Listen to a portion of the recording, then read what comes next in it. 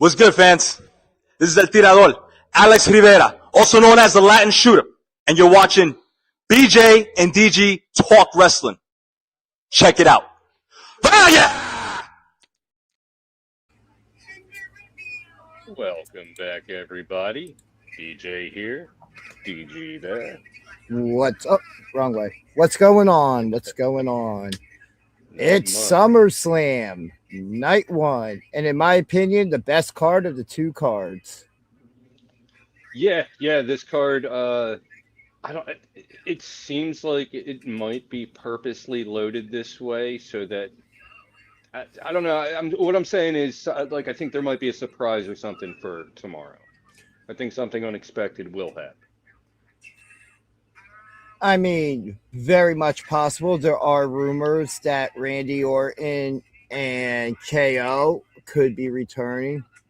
And that's what I'm thinking. I've been hearing a Hey, lot about Wyatt, that. what's up, man? Hope your live stream goes good tonight. You are the direct competition, but what's good for one is good for all. Yeah, well, none of us are cultaholic, you know. Just by the way, for anybody currently watching, I will be joining Wyatt Wrestling Monday night for their live watch-alongs he does every week. So check that out. And then he will be joining me for our post show. Yeah, I got a lot of stuff going on this week. But yeah, What I'd like to hear. Lots going on. We were talking about the cards. I think night two could have a return, maybe two, given that there's two matches. But I also think that just looking at the card, the night two card, the main event's going to be better. Is going to be equal to the entire card, in all honesty, because I expect a banger out of Seth and Roman tomorrow night. Oh, right. Yeah, definitely. A lot of interesting, fun stuff happened on SmackDown last night. Haku returned. Oh, yeah. Looking forward to all that. I was at work and I popped for that because I watched that today. But yeah. I've always been a huge Haku fan. It's great to see him back. He looks good. And, yeah, man, the Tongans are a force to be reckoned with. Now, just real quick before we get into doing predictions for night one, could we eventually see that group grow to a point where we see the Tongans versus the Bloodline? I don't know. There aren't as many Tongans out there. But I'm just saying, like, they already fired one. You know, one group of right. I got against the other. You know, because I've talked about in the past with the idea of the Tongan death grip being used by Jacob, that maybe we see something like that, but instead they've kind of kept it separated on its own island of relevancy.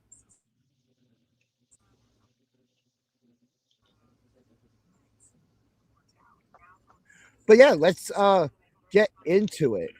Get into some predictions. Yes. And I'm not sure what match is kicking off because I just turned off the pre-show. Currently, they're talking about. PWI posted the match order. They were just showing clips of the original Hell in a Cell with Shawn Michaels and Undertaker from '97 at Bad Blood. One of my favorite matches. Let me see if I can find it.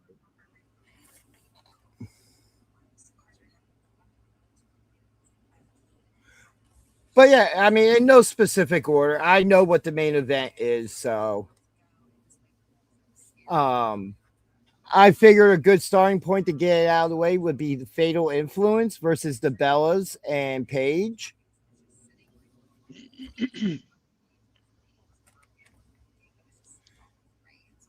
So who do you have in that? Fatal Influence. I think this is when Paige turns. Or they turn on Paige.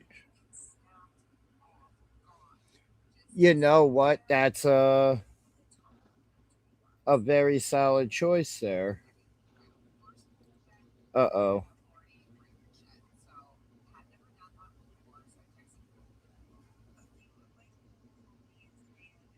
But yeah, I kind of agree with that. I'm right there with that. I kind of in the past we talked about, I expected a Nikki return leading to the Bella's turn. But hey, at the moment, I'm cool with it.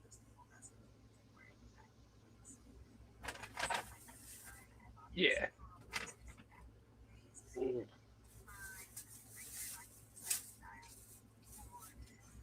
Uh Yeah, I next, think that's go clearly ahead. what they're setting. I'm sorry. That's clearly what they're setting up for. Um, because I don't think this is going to be a long-term feud or anything. I think this is kind of going to be a one and done, and then the turn. Yeah, I agree with that. Next, we'll do the men's, which kind of confuses me that they put 2 6-person tags on the same card instead of spreading them out. Yeah, that is a little weird. But we'll do the bloodline, the Usos and Jacob Fatu taking on Solo Sequoia. I always say his name wrong. I mean, the man's built like a tree. So LA Knight and Royce Keys. Again, I'm I think going. I'm going bloodline here. Not even because of the idea of a solo turn on them, but just the idea of I think there's more cohesion on the bloodline side from what we've seen the past couple weeks. yeah. And this is another one where I think there's going to be some funny stuff going on, and I don't mean like haha funny. I mean like someone running out or someone turning on someone. So really tough to tell in this situation how things are going to unfold. Uh,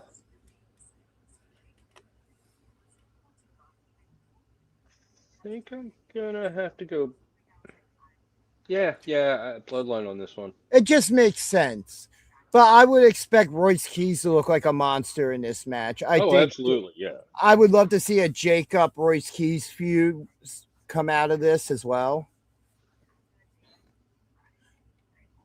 Um, Yeah, all you about know that. what?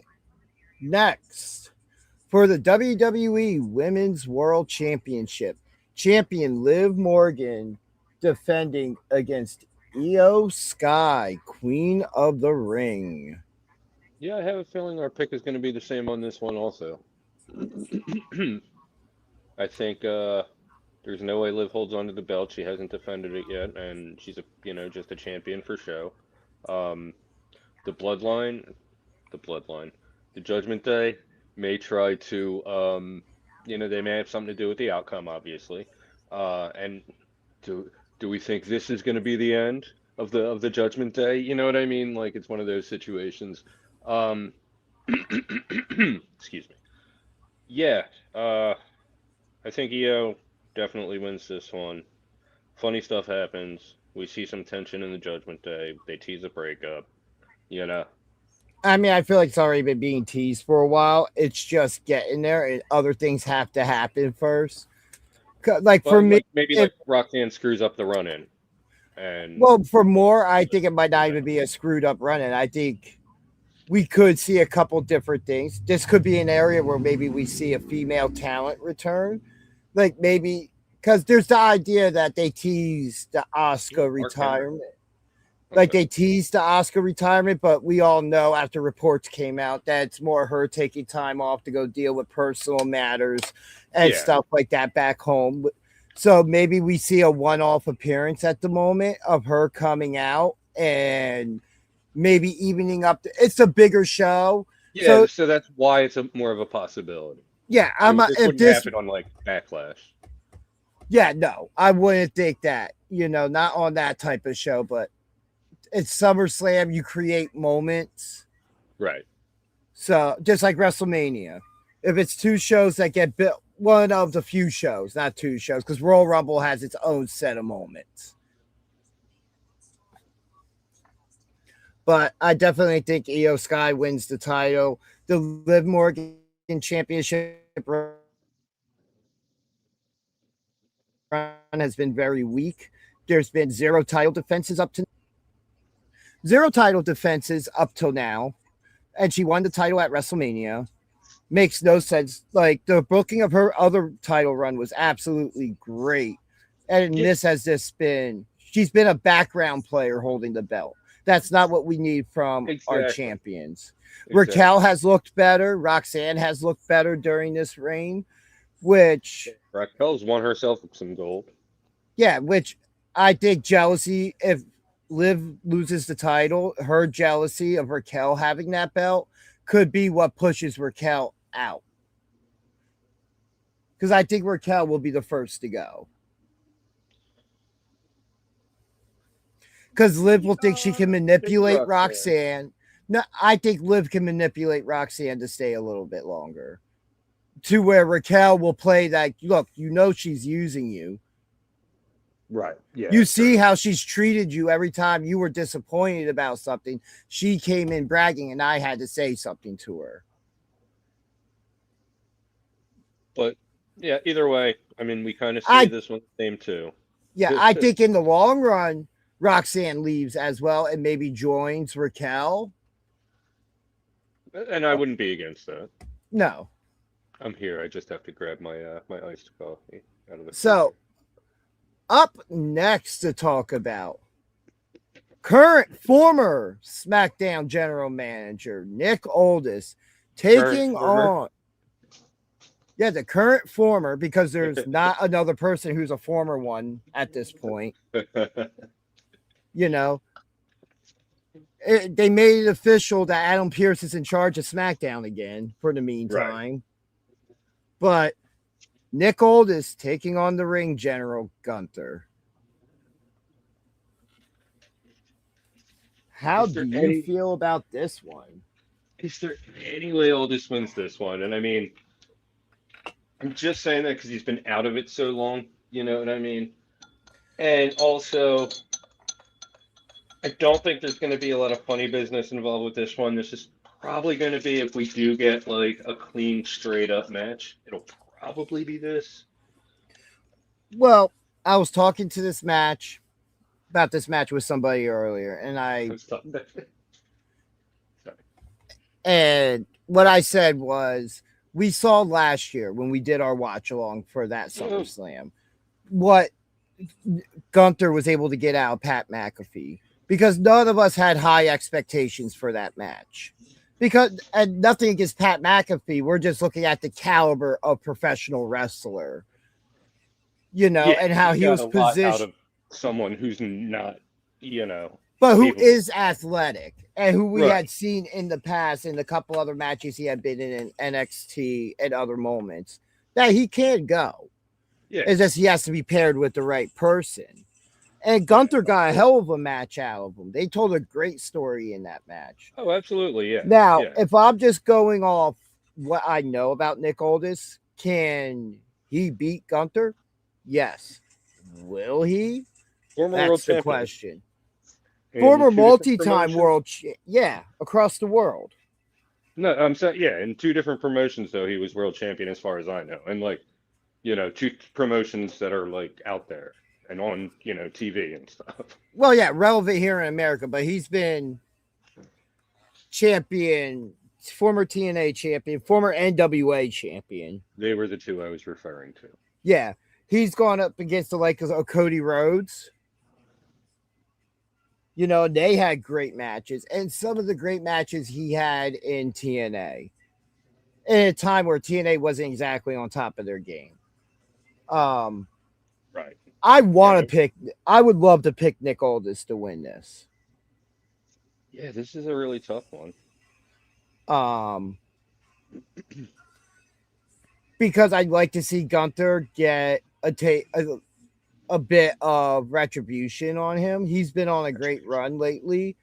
He's been in world title matches where he was not pinned, and besides the one-on-one. And even then, it was a bit of a screwy finish because his foot was under the ropes. And so he does have a gripe about being in that world title picture too. He should have had a one-on-one rematch. No, Sami Zayn got thrown into it. Sami Zayn wins the title for 9 days. Eventually just a hot shot at the Punk. Which, again, I'm fine with. That's not really. Would I have loved a longer run out Zayn? Yes, but it's kind of really positioned him after SmackDown this week, where he was actually getting boos from the fans during that segment with Finn Balor to open the show. I mean, Gunther should win this, so that's who I'm picking. But I'm rooting for Nick Aldis to pick up the win because I don't think this is the only match we see him in between, I'll say, in the next year from today. I think that we could see some type of WrestleMania moment with him or just a Royal Rumble appearance. See, that's the thing. We don't know the plan. Like, I know he's not going to be like an every week kind of guy, but you know what I mean? He like, did be around. He did an interview with Chris Van Vliet very recently I saw bits and pieces of it. Where he was asked if this was a one-off, and he was saying, I hope not. That he would be open to doing a series of matches. So maybe, as an example, even if he were to lose this one, maybe he somehow gets a rematch with Gunther at WrestleMania or vice versa. And we run it back at WrestleMania. He gets a WrestleMania moment, and that's it. But I pick Gunther. I'm rooting for all this. I'm going to go Aldis. Not that we have anything on the line as of picks with this, but if I'm realistically picking, Gunther should win this. I'm going to root for all this all the way, though.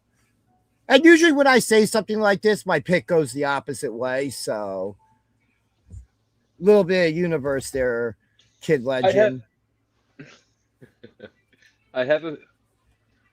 Yeah, man. Dude, I've been Kid Legend. You look good all clean shaved, though, I gotta say. Next member of Team Hybrid, watch.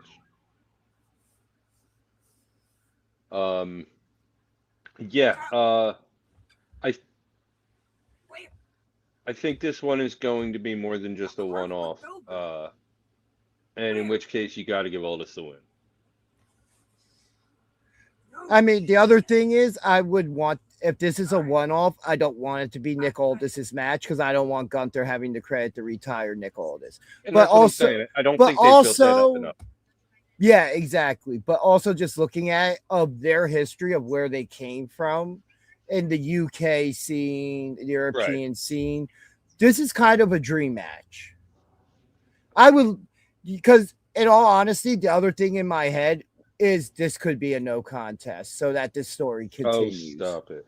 But I did not pick a no contest, but I'm just saying I could see it breaking down somewheres along the way. So now, next, let's talk about the match that, this should be a WWE. This man should be in the WWE Championship match, but he's not. Let's talk about Hell in a Cell. Obafemi versus Brock Lesnar, Part 3. Again, as I always say, if you've watched this show since September or October of last year, you would know that I am huge on Obafemi. I pretty much laid out the groundwork. I did say that I thought this would be a championship match at this point, but I'm glad that's in a way that's not happening because same thing with Braun Breaker. I don't know why people want to use the term buried all the time in this situation. No, let them grow. Let them perfect their game. And some of the stuff, Triple H did an interview on Busted Open this past week. And one of the excerpts I saw from it was that they asked about Brock Lesnar. Brock Lesnar has been mentoring all the young stars in the locker room and actually like in Gorilla as they're coming backstage and helping them. And that means a lot to me. And the fact that he handpicked Obafemi for this. This might not be his last match. Nobody really knows if this is the final match for Brock. A lot of people aren't, and if they're just saying it and they know, I can understand that as well. But my pick's Obafemi to win this, even though Brock is 2-0 in Hell in a Cell, both those matches against two different versions of The Undertaker. American Badass Undertaker, and then later on, Dark Man Taker, Dead Man. I think this is honestly going to be the match of the night. Oh, yeah. As I said, this is the match I've been looking forward to. Oh, hold on. Oba's not in the WWE Championship, even though he won King of the Ring, which I talked about how long ago. Like, this the little moments that we're going to get. Just like when I laid out the Bloodline plan, to get to the breakup and Roman getting back to Ulafala. Just pinpoints. I don't care about what happens in the middle. It's when we get to these big moments. This is a big moment. Oba loses this match. Then we have a discussion of, are they booking him properly almost? Because Oba should not lose this match. It should. Him beating Brock at this point to end this feud is relevant to when Cody did it a couple years ago, and relevant also to when Brock beat Dwayne and won the title 24 years ago at that SummerSlam. So my pick 100% is Oba Femi. That would be a real turncoat moment for me to twist it back the other way. Yeah. Well, I definitely think Obo's gonna win. I could see scenarios where it wouldn't necessarily be the worst booking for Brock to win. I don't think so, but if Brock was to win, I need somebody coming out right away to go after him. I need something to happen to justify it. Like Brock doesn't get his moment. He doesn't get that moment in the light that he would expect.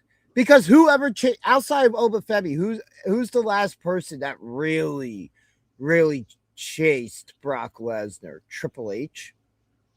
Yeah, I mean, he's usually the one doing the chasing. Seth Rollins, when he was doing the Beast Slayer toward that build. You don't see too many people that are willing to chase Brock. Oba being one of the few. Oba Femi needs to win, especially after what they did to him in that rematch, in the second match. Because again, I'm not against him losing that match. I'm more against of how the loss happened, to where I felt like it should have been a referee stoppage. So how would you feel if in this one, say for example, somehow the cage got destroyed and they had to call it a no contest? A Hell in a Cell. Number one, that would make, if they stop this match for any reason, there's only one match it gets compared to: Seth Rollins and The Fiend. Exactly. And no, you can't do that, because we've seen guys break out of the cell, quite literally go through the cell or somehow still get out, have the key and get out the door. And then I don't see neither one of these guys climbing the Hell in a Cell. But God, would that be an epic moment? I won't be in this. I will not be sitting in this chair if that happens. I'm going to be going bonkers. That pretty much at that point, that this just gets shown for the immediate future. But Oba Femi wins. Either Brock retires or he moves on to what's next. Because my other reason why I think Oba needs to win is because if you're going to plan to get him back in that championship picture, because he relinquished his title shot to have this match. He gave up something and he's like, I'm going to win that title whenever. I'll win that title when it's time. Let me deal with Brock. He's the bigger threat. And a match with Brock Lesnar on one of the biggest shows of the year, and he's had him on the two biggest shows of this year: SummerSlam and WrestleMania.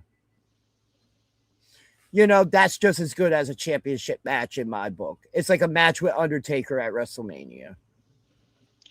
Yeah, I think Oba wins, and I think Brock does not retire.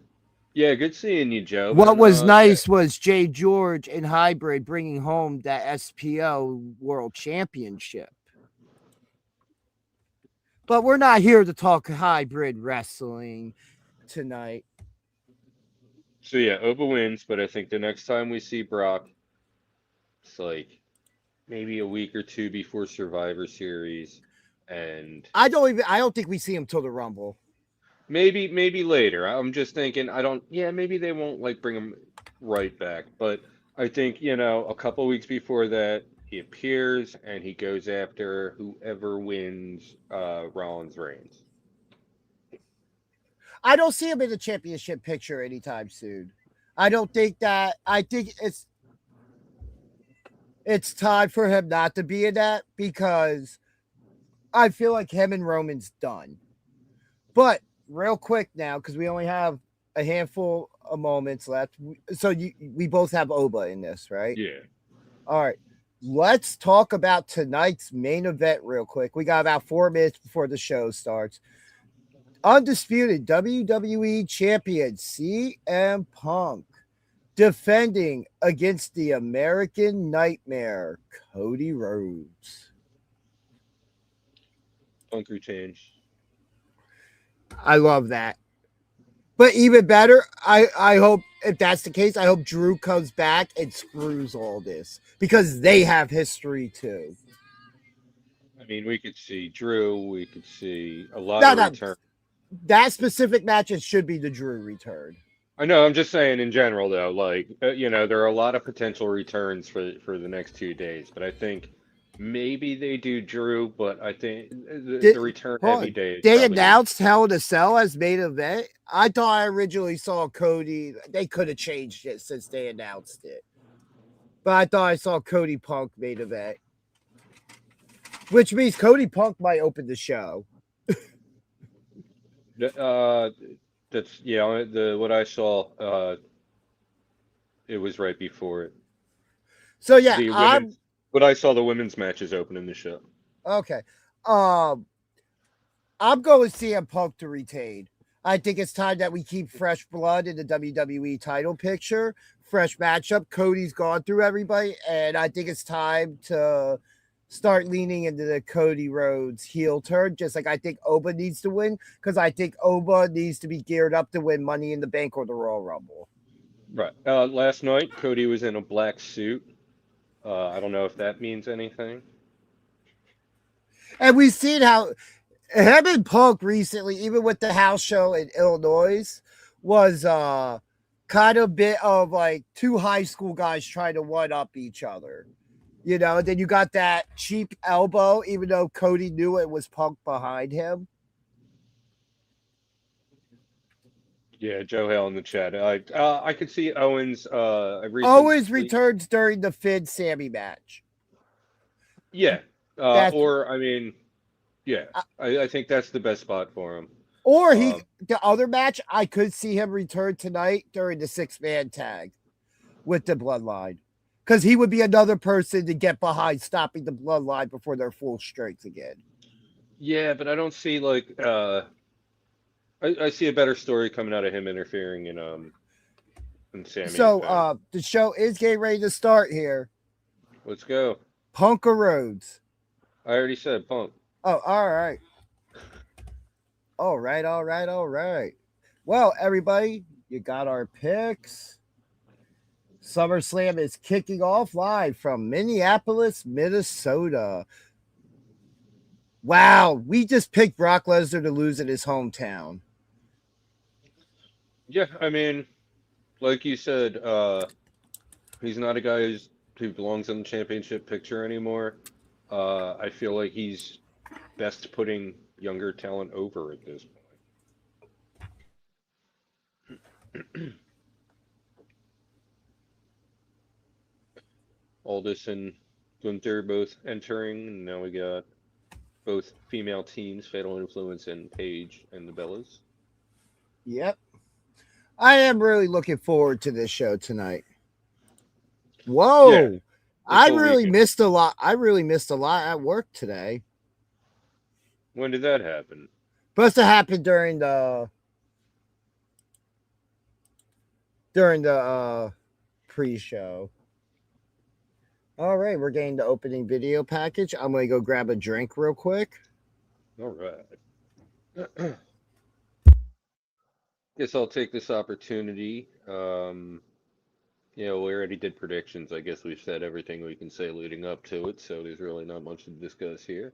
I'll take this opportunity to talk about how amazing the show last night at the Pro Wrestling Star Academy was, PWSA. It was SPO Hybrid Rules, and I gotta say, it's been almost 24 hours, and I am still trying to wrap my head around everything that went down at that show. If you haven't seen it, it's on SPO Wrestling, his YouTube channel. Um, just an amazing show. Hybrid is kind of taking over the PWSA, and PWU and SPO are trying to stand up to them. Great. It's great to hear Joe Hill. Always good when you're in the crowd, even if you're chanting for the wrong people. Um, yeah, what an amazing show last night. I actually made my first appearance officially in the ring, even though I'm not a wrestler. I just joined Hybrid after the main event. Danger Ginger and myself joined Hybrid in the ring to celebrate. And Yes, we did as the show was going off the air. yeah, and just what an amazing show. I was just saying, I still haven't been able, almost a day later, and I haven't been able to wrap my head around everything that happened. Um, yeah, just what an amazing show. And I can't wait to talk about it Tuesday.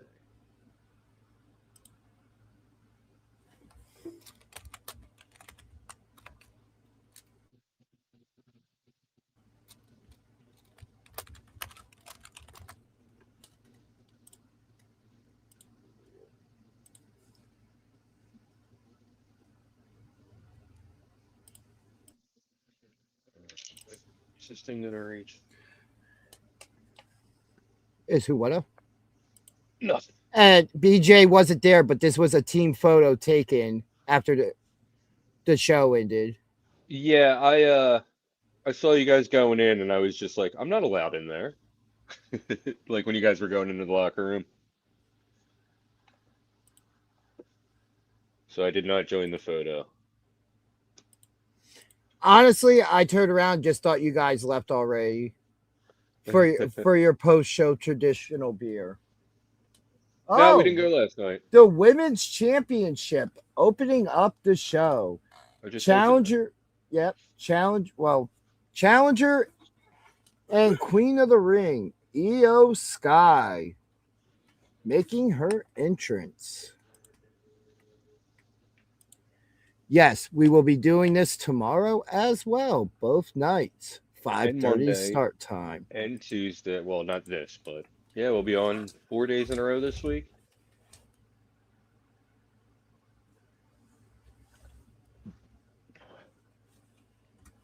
Ooh. Should have bought beer. Should have, could have, but didn't. Still could.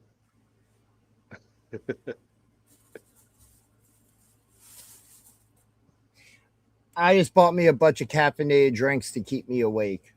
I did make a pitcher of iced coffee, so between tonight and tomorrow, I'll probably kill that. And I have plenty of water. Some good old quality H2O. We appreciate it there, Joe. Yeah, man. We appreciate the support of you and everybody else that tunes in when we are on.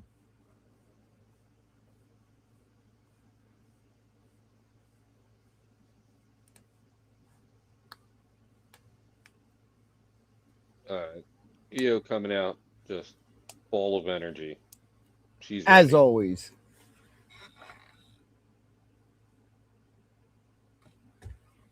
And as I say that, she like calms down and.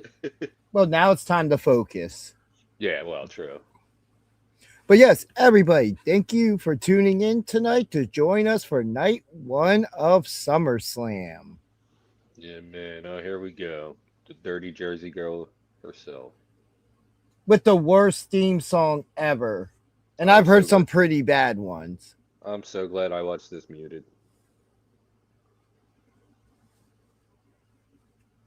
I'm actually surprised she doesn't have a bit more of a special entrance.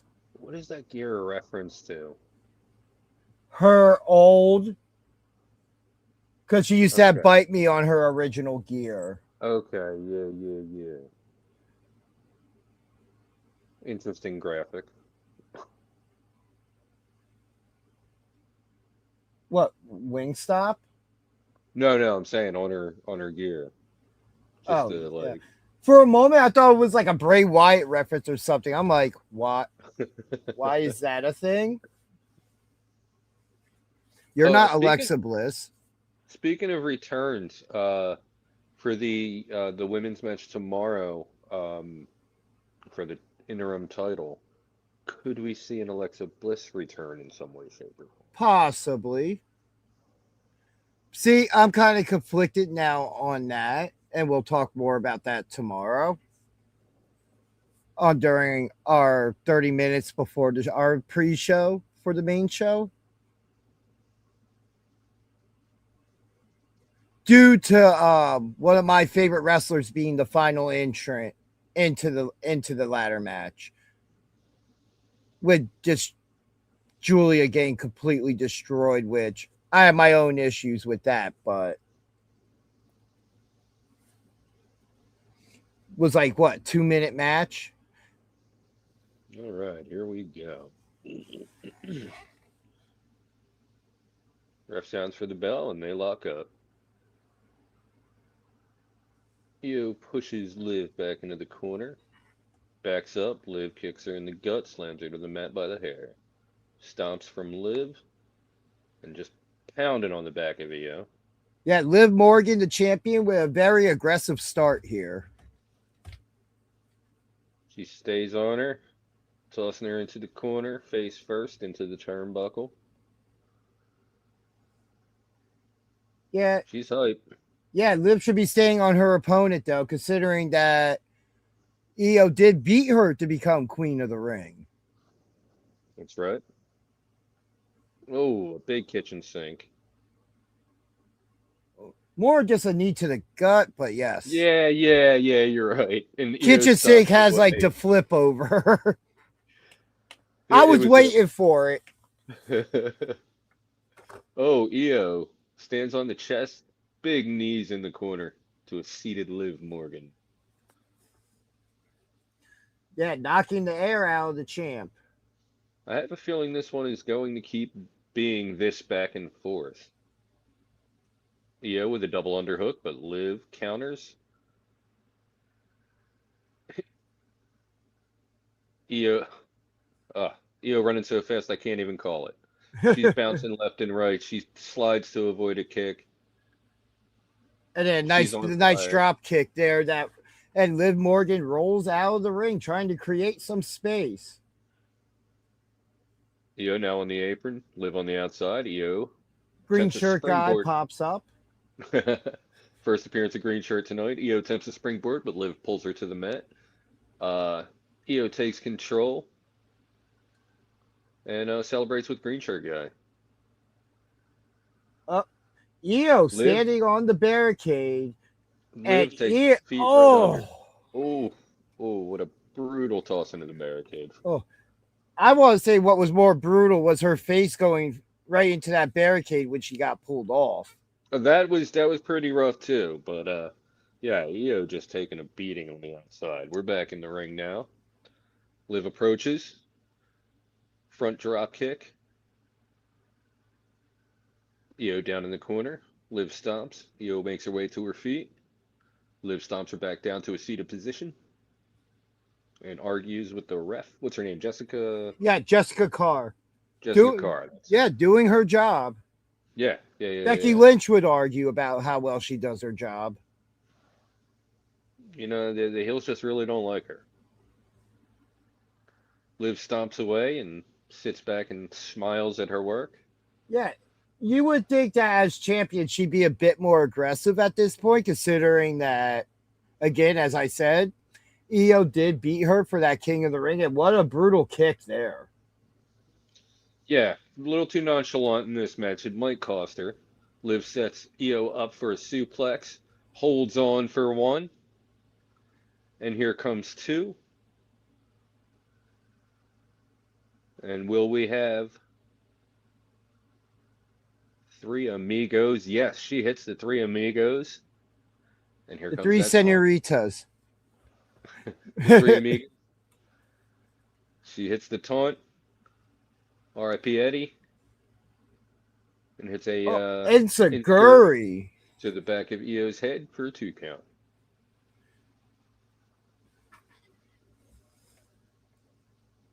Yeah, that wasn't. I mean, I see the point of going for the pin to waste a little bit of energy, but it's going to take more than that to put down former women's world champion Io Sky. Oh, yeah, yeah. Hip attack in the corner from Liv, and a big knee in the corner. Tosses Io into the center of the ring and charges, but Io reverses, rolls her up, stomps on the chest or midsection of Liv, and both women are down. Referee Jessica Carr checking on him. We get a drone shot, it looks like. Nice house. That Hell in the Cell is pretty far up, man. I like that stage. I gotta say. Very nice. Wow. We mentioned Chris Van Vliet. He's dead center where Green Shirt usually is. Oh, I see him, yeah. All right, Liv reverses a whip, sends Asuka into the corner. Asuka Io. on the rope. What are you doing, man? Same thing. You got me. You got me thinking about Asuka. All right, well, Io on the huge top missile rope. drop kick from the top rope. Oh. Tip up and a cartwheel, and the Io taunt. You got me thinking about Asuka earlier.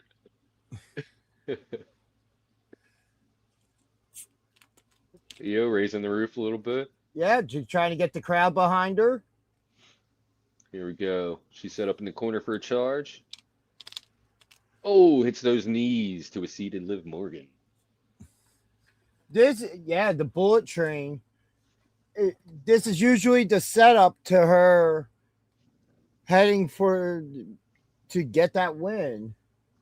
We got Liv on the apron, Io in the ring. Io. Oh, dives over the top and hits a... sunset flip diving through the ropes. Oh, my God. That looked rough. It was on the tip of my tongue there. Oh, yeah, sunset flip powerbomb. Running sunset flip powerbomb from the apron to the floor. Io picks Referee up Liv. counting. Both women return to the ring. Io stomps the gut of Liv and heads to the corner. Looks like she's going up top. Oh, looks like Io might think this is over here. Oh, who we got coming in now? We have Roxanne. The numbers game. While Roxanne is Raquel pushes Io off the apron and Liv a choke slam like move for a 2 count. Liv is just a mess right now. She really thought that was going to be it. Io has really dominated in this match. Yeah, I thought it would be a little more back and forth, but not as much as I thought. Liv Morgan now has Roxanne Perez and new Women's Intercontinental Champion Raquel Rodriguez at ringside. We got Roxanne on the apron. Io gives her a forearm, knocks her to the ground. Raquel set up behind her, though. Liv charges, and Io catapults her Nice onto catch by Raquel. Almost exposing Liv Morgan there with the catch. All three ladies in the Judgment Day are set up outside the ring. Io climbs to the top, and we have that moonsault. Oh, but Liv Morgan diving back into the ring to avoid taking the moonsault. And Io looking for Liv, now realizing she is in the ring. Ooh. Liv with a head scissors from the That- apron through the that- ropes. That was a nice variation of a move that MJF and AEW used, calls the Heat Seeker. Liv climbing to the top rope. That was a nice lucha style move from Liv Morgan. Yeah, didn't expect that. I've Io never back to her seen her feet. do that. She catches Liv with an uppercut, climbs to the second rope, steps over, which she's setting up for here. This is going to be huge, whatever it is. Io steps to the top rope. Spanish Fly looks like the setup for her. Yup. Big Spanish fly. And Both as if anybody knows, they saw our interview with Skills the Great. Technically, the Spanish Fly is supposed to be a tag team move invented by the Spanish announce team. Liv kicks out at 2, and both ladies are in a lot of pain after that one. Yeah. That was a nice looking Spanish Fly, though. Oh, yeah.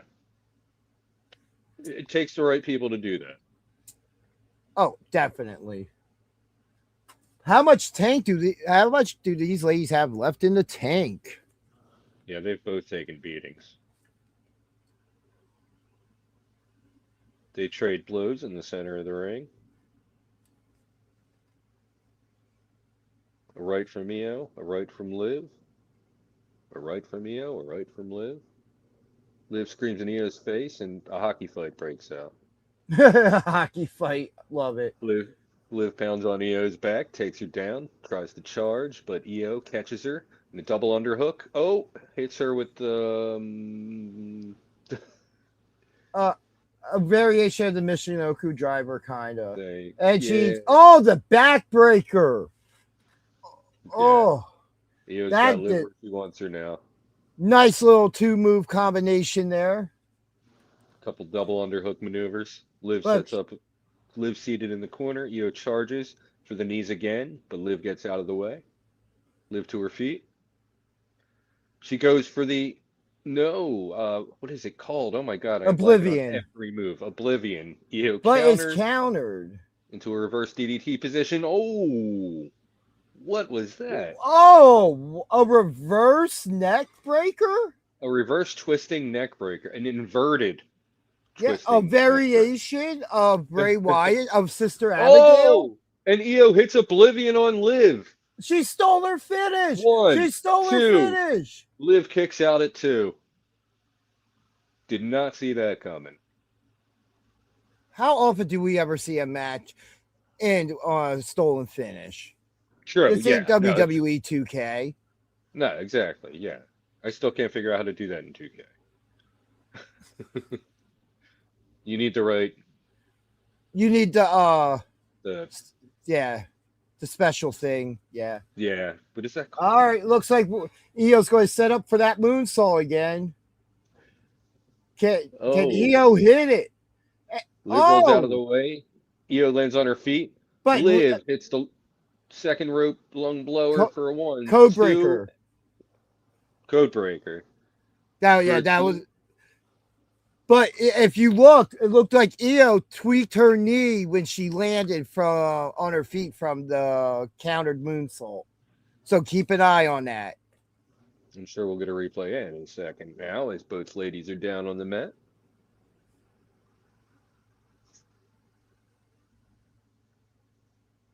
Man, I am blanking on Liv Morgan hitting herself in the face to amp herself up.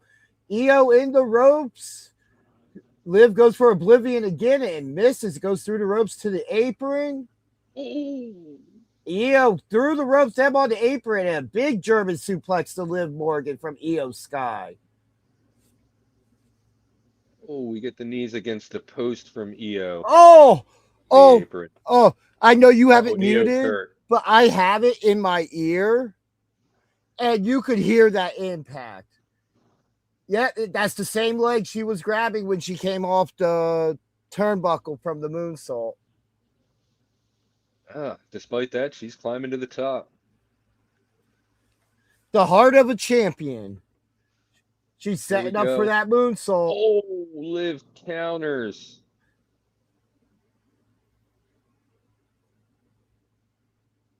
And Liv hits the Oblivion, but oh my God, Io flips out and lands on her feet. Codebreaker from Liv and an Oblivion. And that should do it. Wow, One, what two, a series. three.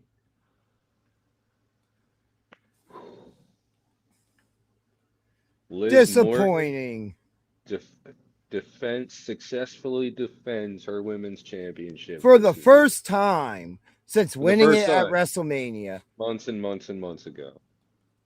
Crazy. But yes, your winner and still WWE Women's World Champion, Liv Morgan. Out of control. I'm surprised that Roxanne and Raquel didn't play a bigger part in that match. We saw them come out and interfere, but just disappear after that.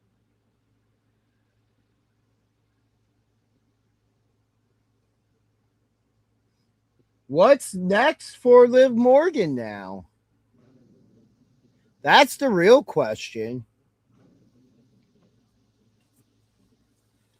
It's not like it's a stacked division, you know what I mean? There's a couple people I could definitely see stepping up.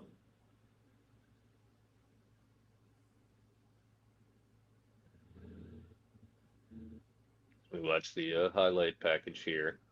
A lot of little moments in this match here. It was a good, solid match.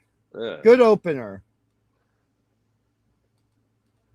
All right, I'll be right back. You do that. But yes, great opener to start the show. As I said, I'm surprised Liv Morgan retained, as I did pick Io to win. They show Liv leaving, and they show Io. Io very disappointed. Looks like she's a bit emotional, but it did look like she tweaked her knee during the match. And then with the ring post spot, may have done further damage. So we'll see what comes of that.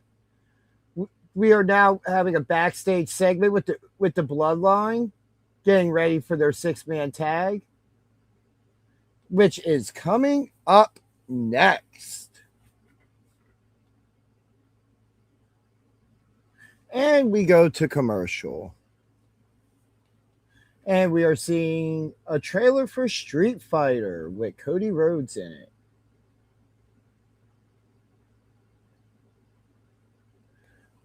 But yeah, what did everybody think of the opening match?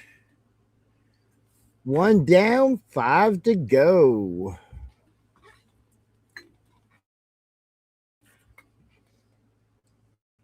And just remember, we will be doing this again tomorrow night for night 2. So make sure to join us.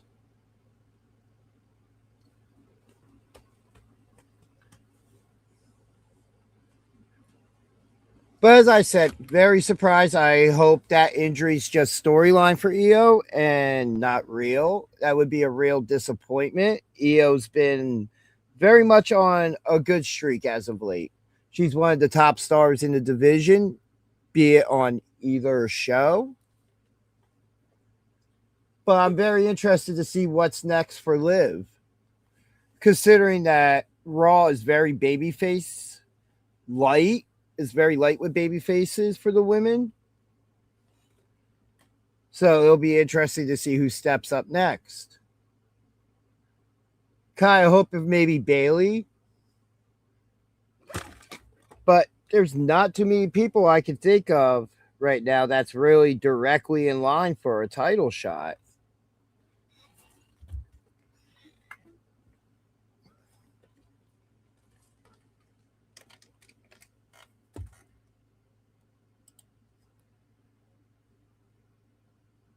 But yeah, Also, make sure to join us Tuesday if you are an indie wrestling fan, as we will be recapping hybrid rules that took place last night at the Pro Wrestling Star Academy. Also, Monday night, our Raw after show.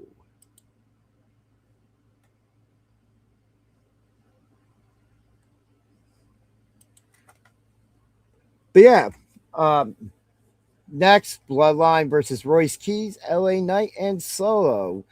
Me and BJ both picked the Bloodline to win this. There could be some very interesting moments as well in this match, so we'll see what happens.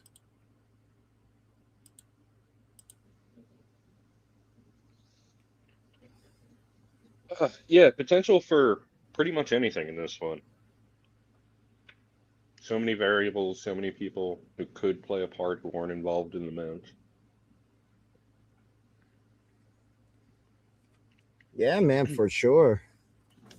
I'm very interested to see if we get a united entrance from the Bloodline or if the Usos come out doing their own thing and then Jacob comes out. I was reading this thing online You saying that can read. Rikishi, someone read it for me, uh, saying that Rikishi's going to return tonight, and the Usos are going to turn on Roman or tomorrow.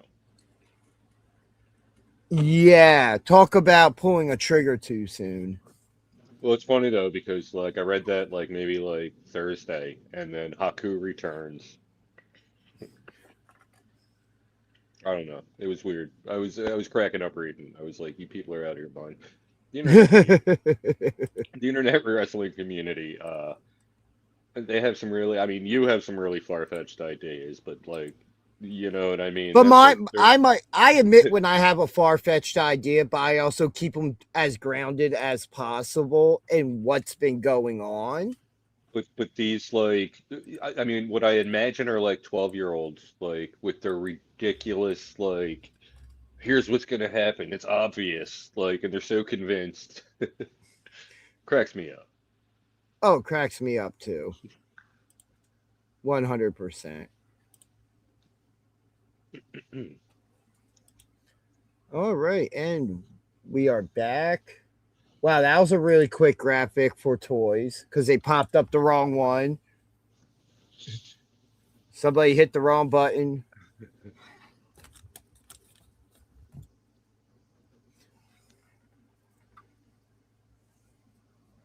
Wow, the Wade Barrett and Michael Cole are all the way off to right in the corner. Usually they're in the middle when there's other announce tables.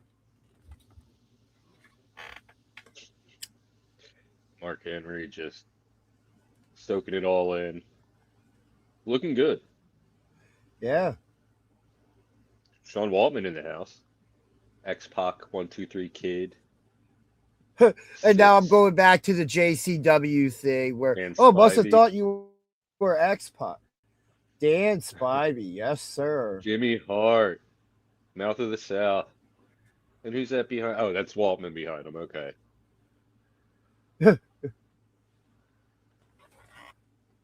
Wow. Hey, look, now they bring up the toy logo when they were supposed to. I'm sure someone's getting fired right now. Or if it's the PWSA promoted.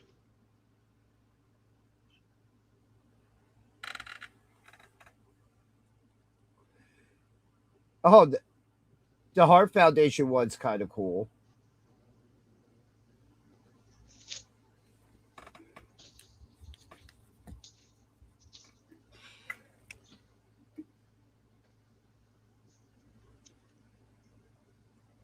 Oh, I'm sorry, I'm here. I'm just trying to.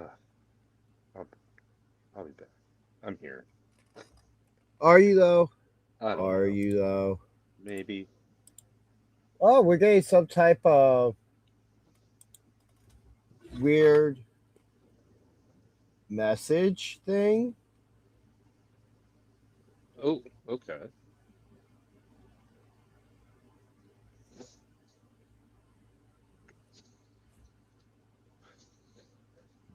this the Shockmaster? God, I hope not. But if the Titantron breaks, we know why. Oh, it's for Gears of War. Okay. Some special entrance. There we go. I had to fix my headband.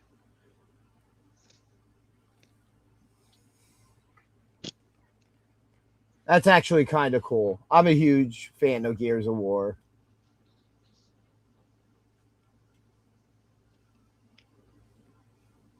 Oh, it's a okay.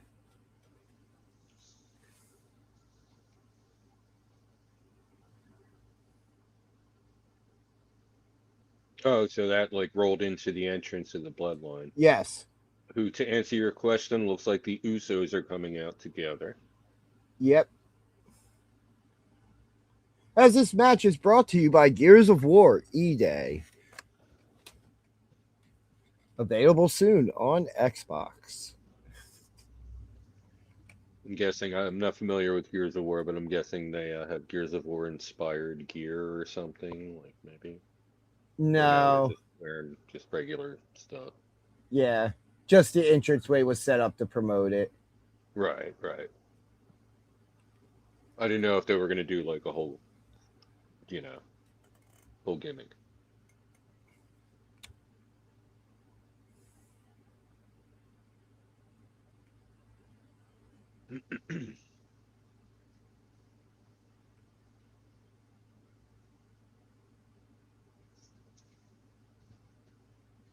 I love Jacob's theme song. Oh, he's the one coming out with something kind of inspired.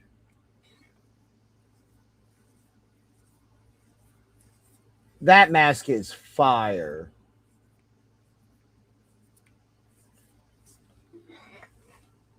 Reminds me, it's like something you'd see like from like Bray Wyatt. Might be the same person that made it. Yeah.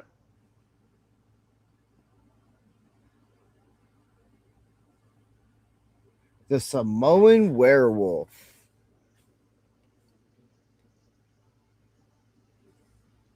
It's got like the demon like streamers, but definitely looks like Bray Wyatt.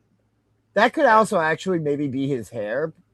Because he also does have, but I think his hair is thicker, so that's probably connected to the mask, as you said. Yeah, yeah. Yeah, you can see his hair. He's braided. Oh man, this guy just a ball of energy also.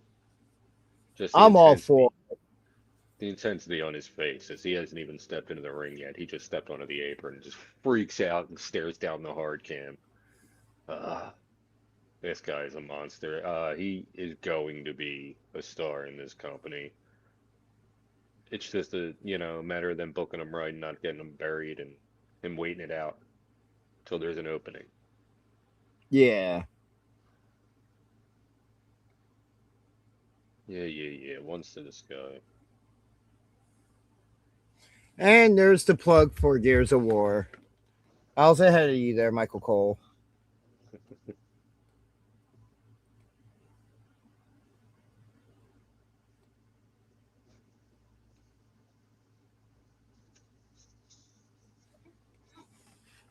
All right, now we have first coming out for the other team, Royce Keys. This guy, just giant, just an absolute beast. Won the Andre the Giant Memorial Battle Royal on the Go Home SmackDown before WrestleMania. This guy's got to be what, 400 pounds of just muscle. I'll say 300 something. I don't think he's 400 pounds. Yeah, I might be exaggerating a little bit, but just a huge man.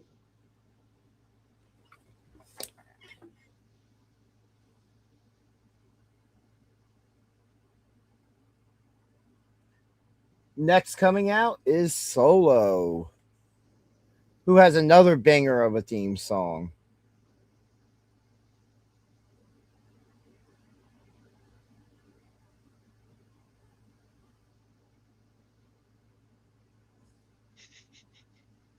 Nice little shot of the bloodline just in the ring, and Jacob's just staring him down, which is you can feel the intensity.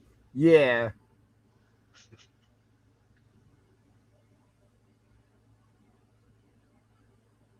Solo, they just said is 250. And Royce is like double his size. So you might have been close, and Royce might actually be 500 pounds pure muscle.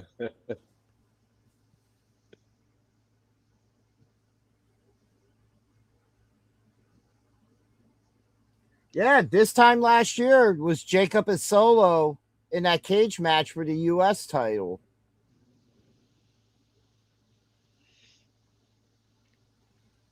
And now L.A. Knight coming out. Yeah.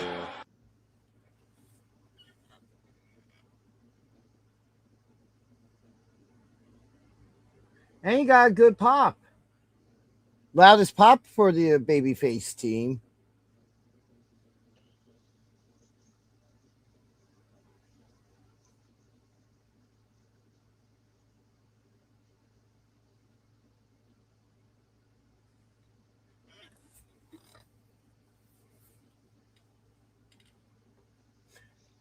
Yeah, this is one of those situations where a KO return, this is one of them. One of those matches where I could see it afterwards. We could see it. I don't know. It's a little early in the show for something like that, but I think we would definitely more likely see it in the Sami Zayn Finn Balor match, or Cody Punk. Yeah.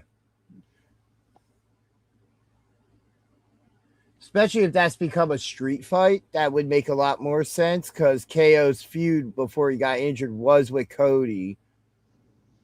Wouldn't it be hilarious if we saw Owens, Drew, and Orton return in that match? Or just overall in this weekend, because those are all big returns. We're neglecting the play-by-play here, I just realized. They're all brawling outside the ring except Jay and Solo, who are trading blows in the center of the ring. A battle of brothers, or in this case, Ooses. Yes, Little Oos takes down Bigger Oos. And Bigger Oos is shocked. Oh, looks like Solo wants to roll it back.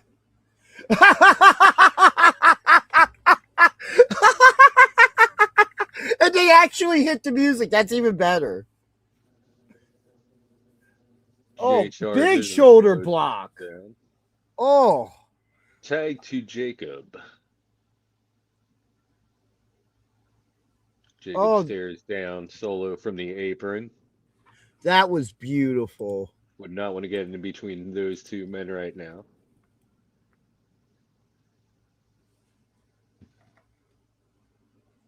Jacob charges Solo with a Samoan drop. Solo turns his back on Jacob, which is never a good move, especially after you only hit one Samoan drop on him. Yeah, so Jacob just ate it. Jacob just dancing behind. Wasn't expecting Solo and a Samoan drop from Jacob. Was not expecting comedy in this, but here we are. Yeah. Oh, Ryan Milky in the chat. Hey, glad to see you, brother. Milky? And yes, Solo is good for comedic stuff, surprisingly. Yeah. But him doing the Jey Uso run it back thing, absolutely great.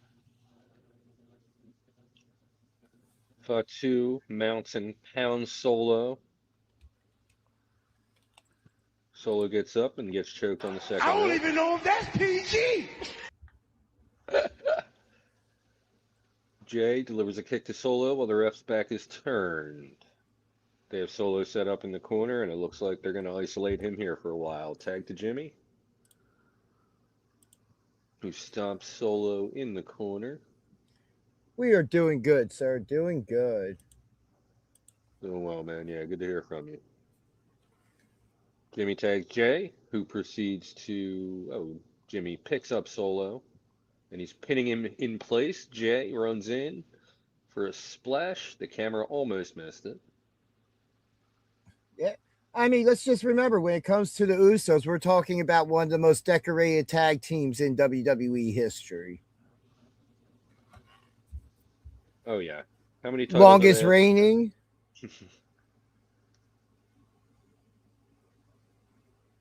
The only Solo other. tries Go ahead. Solo tried to crawl his way to the corner, but Fatu enters and stomps the leg of Solo, halting his momentum.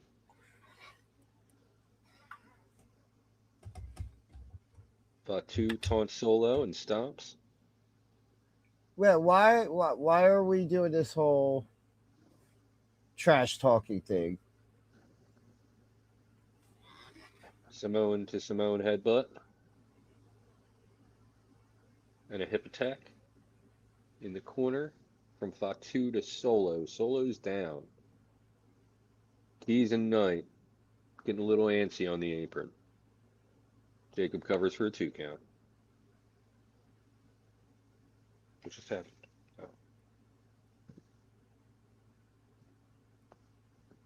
Oh. Jacob takes LA Knight from the apron with a super kick. Turns his attention back to Solo, who's reached his feet. Solo has a little bit of fight in him, delivers a couple punches. Turns around, clocks Jay, takes him off the apron. Ooh, double running clothesline. Both Solo and Fatu take each other out, and the ref starts his count after checking on. Kind of look. I was about to say the way Jacob was laying for a moment looked kind of like a pinfall attempt there. I think that's what was the hesitation of the ref. Both reached the corner for a tag, apparently. I didn't see it, but Yeah, they both just dove when the camera so, went back to the ring. so now we got Keys and Jimmy in the ring. Keys lays out Jimmy with a running clothesline, charges in the corner for a big splash. Royce Key's definitely the X factor for the babyface team, in my opinion. Keys picks Jimmy up. Oh, could we be seeing a World's Strongest Oh, Slam here? we absolutely do. Devastating. Jay runs in and attacks. Oh, we get a lowdown. Is that what that was? Yes. We get a lowdown from Keys onto Jay. Jimmy in the Shout corner. out to D'Lo Brown. Yes, absolutely.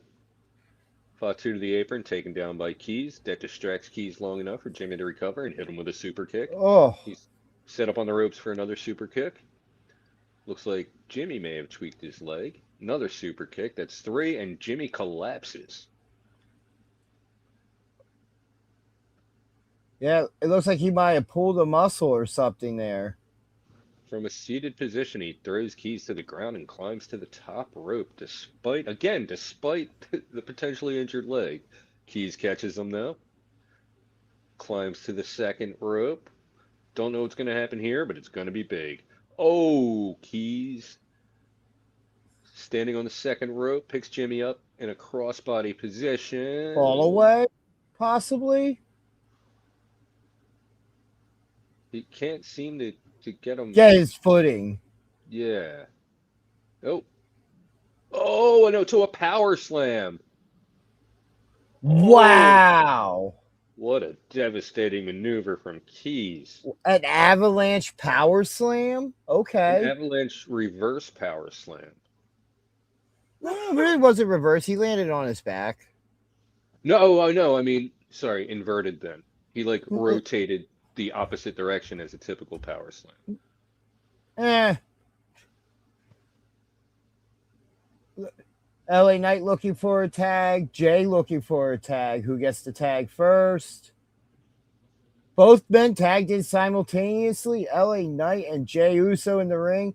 LA Knight red hot with a clothesline and a spinning elbow. Whips him off the ropes. Catches him for a big slam. Knocks Jacob off the apron. LA Knight going to the crowd. Off the ropes and drops the big elbow. And of course, back to the apron to take out Fatu, who's trying to enter. Big spear from Jimmy. Yeah, Takes after out- countering the BFT. takes 2 down count. for a 2.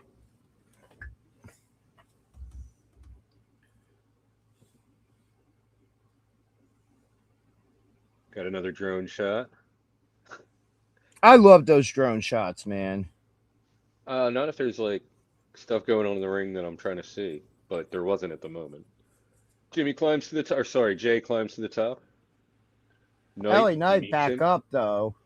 sets him up for a superplex, After that incredible jump to the top rope, and we get an but Uso splash from Jimmy. oh, Solo back in the ring, spinning Uranagi, spinning Solo, I believe he calls it. Jacob with the execution. Or Impaler, I'm sorry. Impaler. Keys enters, and the straps are coming down. This is the matchup I was talking about in our pre-show. Ooh. Devastating power slam from Keys The onto a Spine charging Buster.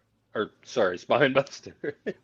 I'm just here to correct all the moves. That's what I'm just here horrible. I'm just horrible with move names today. for. Looks like we might be setting up for a spot through the timekeeper spot, through the barricade. Oh! And Royce Keys powers into a power slam over the barricade. And the barricade stood. But it looked devastating. LA Knight rolling up Jay. 1, 2, and a 2 count. Another spear from Knight after countering the clothesline. Tags in Jimmy going to the top rope. Looking for another Uso splash and hits it. And goes for the pin. 2, and another 2 count. LA Knight. Man, I can't believe the resilience of Knight. Skills, we're doing good. Watching some Summerslam here. Good to Get hear some from rest, brother. Yeah, man. Get some rest. Feel better, brother. I really thought that was going to be it there after that splash. Oh, yeah. After that sequence of moves, very few people would get up. Looks like we're setting up for the 1D here. Well, Solo. Samoa spike to Jimmy. LA Knight kick. BFT. Going for the pin. 1, 2, 3. Wow. Your winners, Solo, LA Knight, and Royce Keys.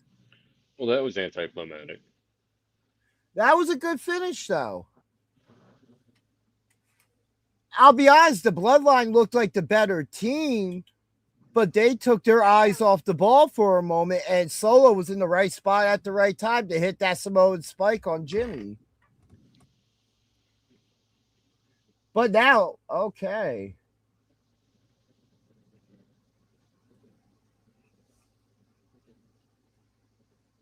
LA Knight and Roy's still a little bit skeptical about Solo, but if it wasn't for Solo, they might not have won that match.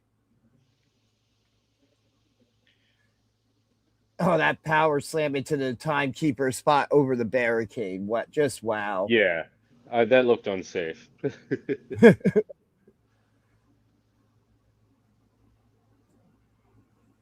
What I was saying about that top rope move, usually with a power slam, the opponent's head goes around first. I think it was the position. Yeah, but I'm saying with that's why I called it like inverted or reversed or whatever, because his legs went around first. If he would have turned the other way, hold on. We got something in the ring with Solo trying to get a hug from LA Knight here. And they hug it out. Yeah, it looks like all is well. No turns, no post-match beatdown. Just can you take her out? Yeah, weird. Yeah, didn't see that coming. A normal finish. I will be right back. Okay. I'm here. I just have to go get my iced coffee out of the freezer. Yeah, like, is it weird? Is it weird that like we got a clean finish? I mean, I feel like it is. If anything, I would have thought that there would have been something going on in that one.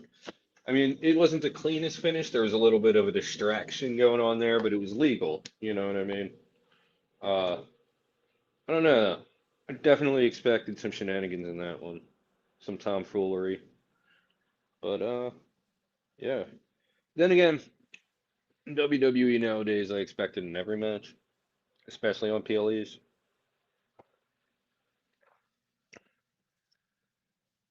I hope we don't see it for Aldis Gunther. Like, I really want to see a clean finish to that one. But yeah, just strange. I don't know. Caught me off guard. We got speaking of which, I think that one's up next. We got Gunther making his way through the arena and we get the graphic. So this one is next. And commercial. Cody Rhodes trying to sell vodka. Do we have anything? No. Okay. Oh, so yeah, anyone out there watching, you have a couple minutes to hit the bathroom, get a snack or whatever. Uh, yeah, man, if you got some extra time, go ahead and throw us a comment.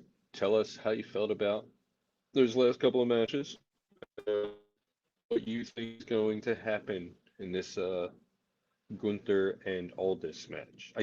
It's so hard for me now, especially now, like that I'm going to be seeing him in the ring.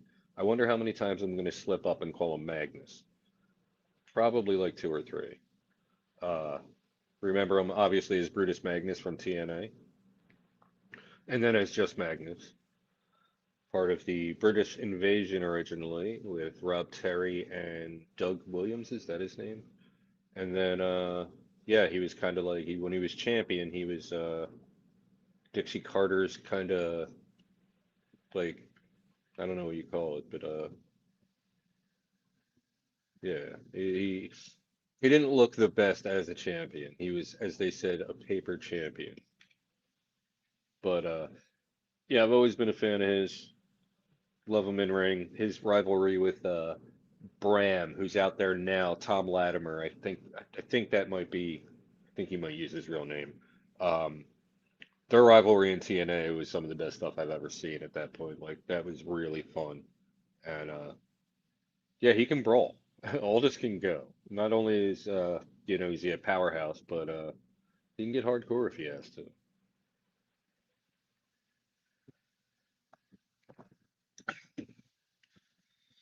I could use another 5 minutes in the freezer, but I think it'll be all right.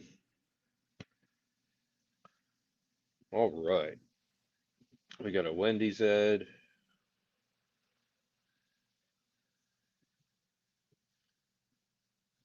And, I mean, at least they give you a countdown timer so you know how long the commercial break is. Right? That's fun, watching the numbers count down. Oh, who did I pick? I picked Aldous. Yeah. Yeah, not really.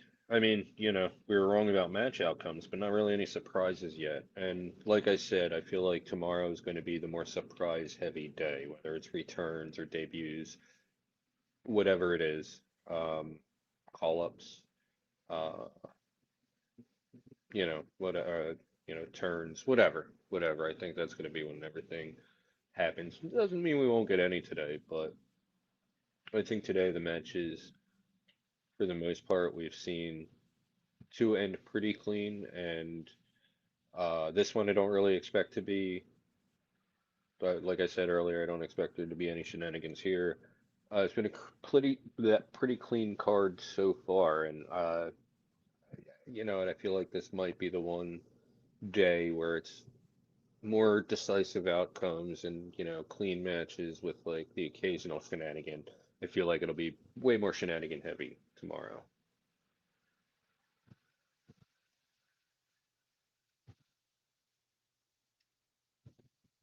What is this even an ad for?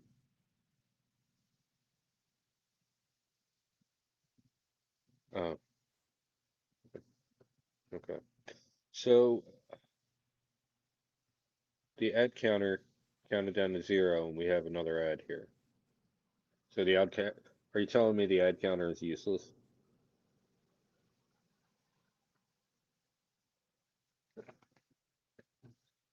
And now Cena's in a movie with Looney Tunes, apparently.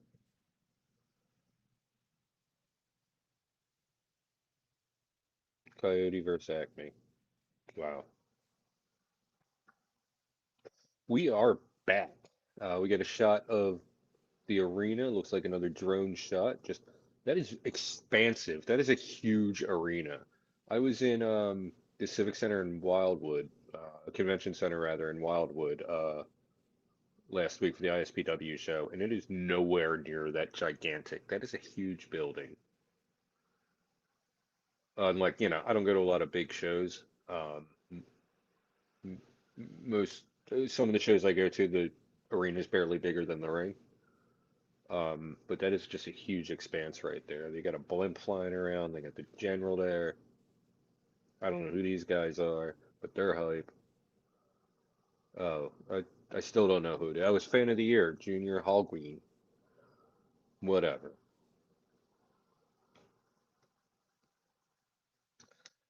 Here we go. Here comes Gunther. Yeah, man, this should be an exciting match. This should be a pretty straight up match. Definitely expected to be back and forth. Um, they might go the route of Gunther dominating the whole time and then Aldis with a comeback, but I kind of expect it to be a little more back and forth.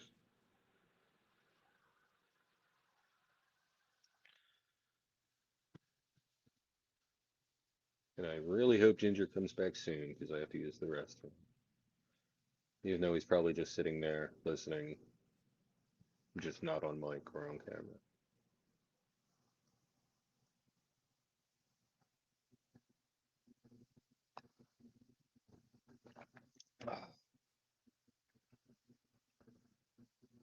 Gunther makes his way onto the apron and into the ring. Just he looks so like I recently saw just old footage and he just looks emaciated now compared to how he used to look. And I kind of feel like it makes him look a little less like a dominant monster. Um, Not saying he needs to put weight on or anything. I feel like he's just lost a little something as far as intimidation with him not being that size anymore. I mean, look at him, he's ripped. I mean, not ripped, but like this guy, I mean, he was a fat guy, and he was still dominant. Um, I don't know, it's just weird seeing him so in shape, but I mean, he since he's gotten in a little bit better shape, he's done some amazing things. So, just personally, it makes him look a little less intimidating. We have Aldis making his way to the ring, wearing he's pretty much the same gear from when we last saw him back in NWA. Yeah, pretty much the same trunks. I don't know about the jacket. That might be a new thing, but oh no, no, no, it's not the same trunks. There's a little bit of a variation there on them. I don't remember that design on the side. Either way, looking very similar to when we last saw him compete in ring.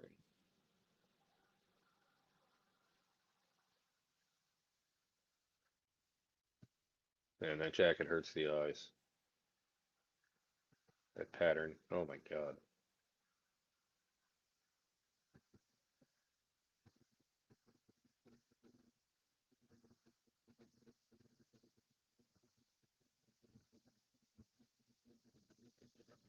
He makes his way up the steps onto the apron, removes that hideous jacket and his towel, climbs to the second rope, hits a pose. Oh man, he is hype.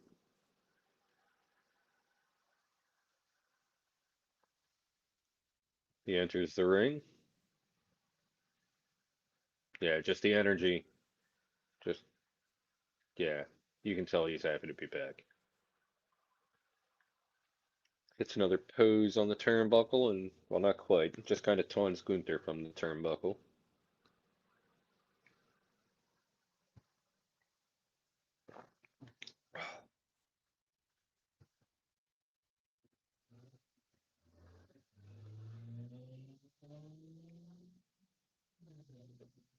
Gunther to the apron.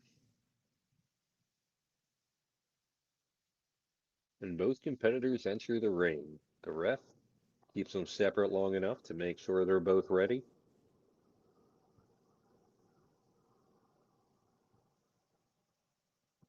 And we are underway. Both competitors circle, and they lock up. Gunther takes control with an arm lock, twists the arm of Gunther. I almost said Magnus. Twists the arm of Aldis. Aldis goes down, kips up, reverses the hold. Kind of, yeah, they're grappling. I don't know what's happening though. Headlock from Gunther. And now he's just in a very cocky manner, just, just laying into the headlock.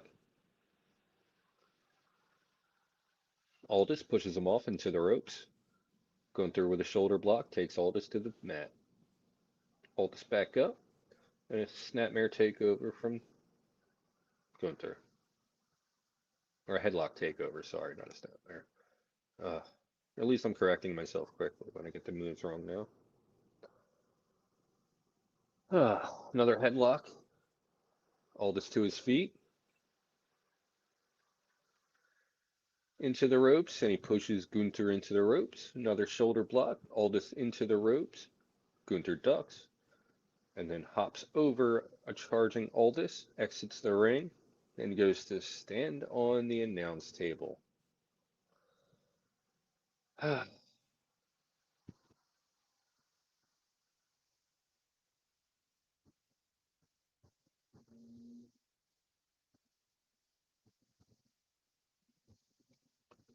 Gunther just stalling here, just taking his time,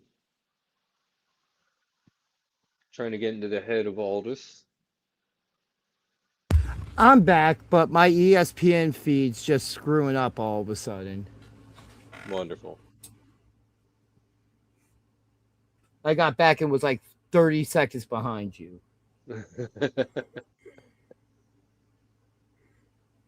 it just keeps wanting to fucking lag.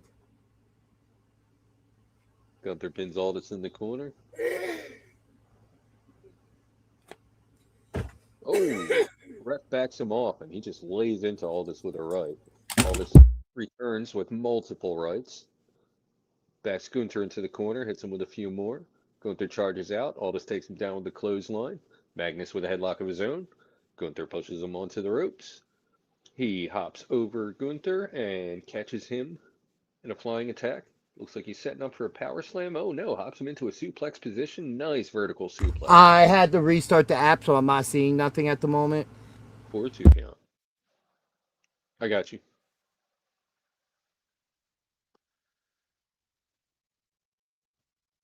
Aldis now seated on the top rope, takes a big chop from Gunther and falls to the mat. That doesn't solve the problem with me having to use the restroom. Yeah, he really delivered a huge chop to Aldis right there. Dropped to the outside like a ton of bricks. Gunther now stalking Aldis on the outside. Stubs him head first into the ring post. Oh, Mickey, I'm ahead of you now. Ah, wonderful. Currently, Gunther and Mickey James, and he's mouthing off to her and his kid. Yeah, no, I'm about there. They're Gunther back in the ring with me now. Okay, so I'm like maybe 2 or 3 seconds. Gunther enters, and Aldis catches him. Yeah, I have to use the restroom. You can go ahead and take over. All right. Gunther after a big chop. Aldis is down. Referees checking on Aldis as Gunther just walks around the ring in a stalking type fashion. They're showing a replay of the big chop. That looks like it kind of rocked Nick Aldis there. Another big chop to Aldis from Gunther. And you can see the pain from those chops in Aldis's eyes. Another big chop. And I'm actually really. Oh, Gunther counters a chop, goes with a couple right hands, a couple chops of his own, has Gunther in the ropes. Goes to whip him in the corner, gets countered, hard whip to Aldis in the corner. That puts Aldis down to one knee in said corner. Gunther back on attack, another hard whip into the opposing corner. Referee checking on Aldis as Gunther, I guess, plans on what he is doing next. Aldis definitely looking like he's in some pain here.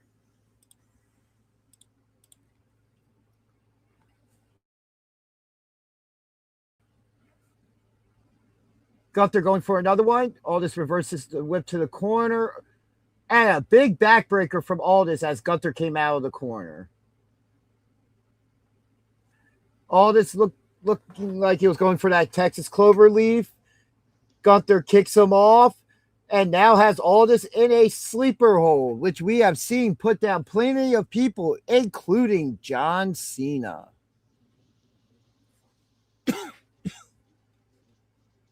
Aldis down to one knee. Referee asking, does he want to give up?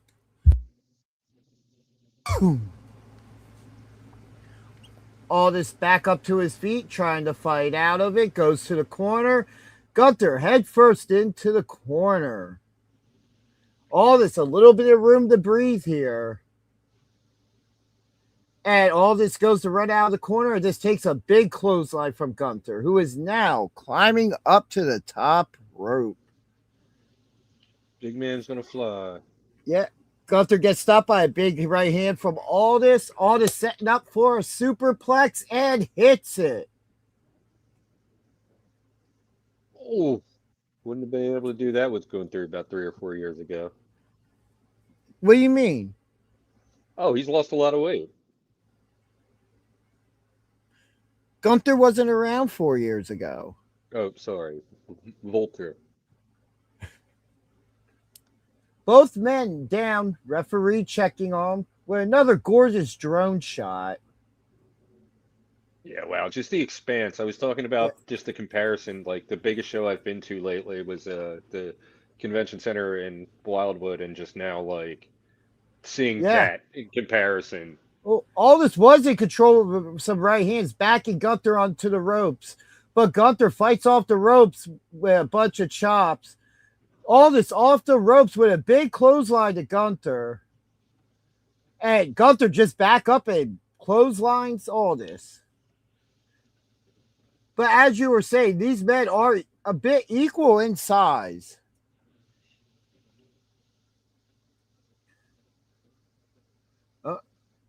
Aldis has Gunther up, running power slam.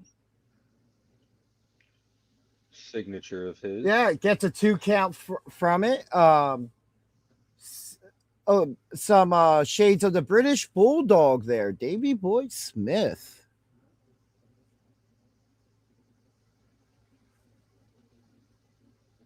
Yeah, with a little bit of SummerSlam history, 1992. British Bulldog wins the Intercontinental Championship from Bret Hart in, what was it, Wembley?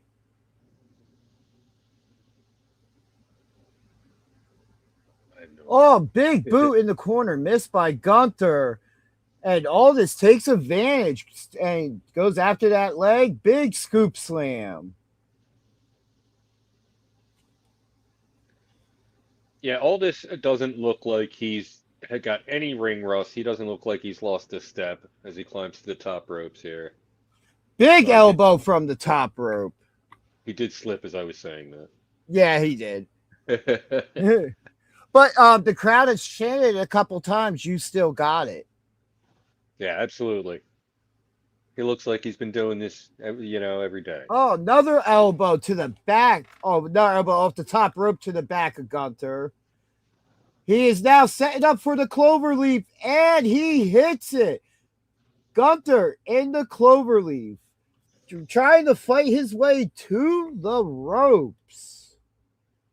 Reaching and reaching. Aldis drags him back to the middle of the ring. What do you do? Can Gunther fight out of this? He's reaching for the ropes, and he gets his hand on that rope. Referee going up to Aldis, getting him to break the hold.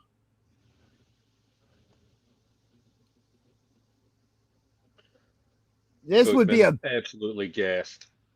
Yeah, this would be a huge moment if Nick Aldis pulls this off. Because as I said in our pre-show, I picked Gunther, but I'm rooting for Nick. Yeah. And I hope this isn't the last match we see him in. Oh, absolutely.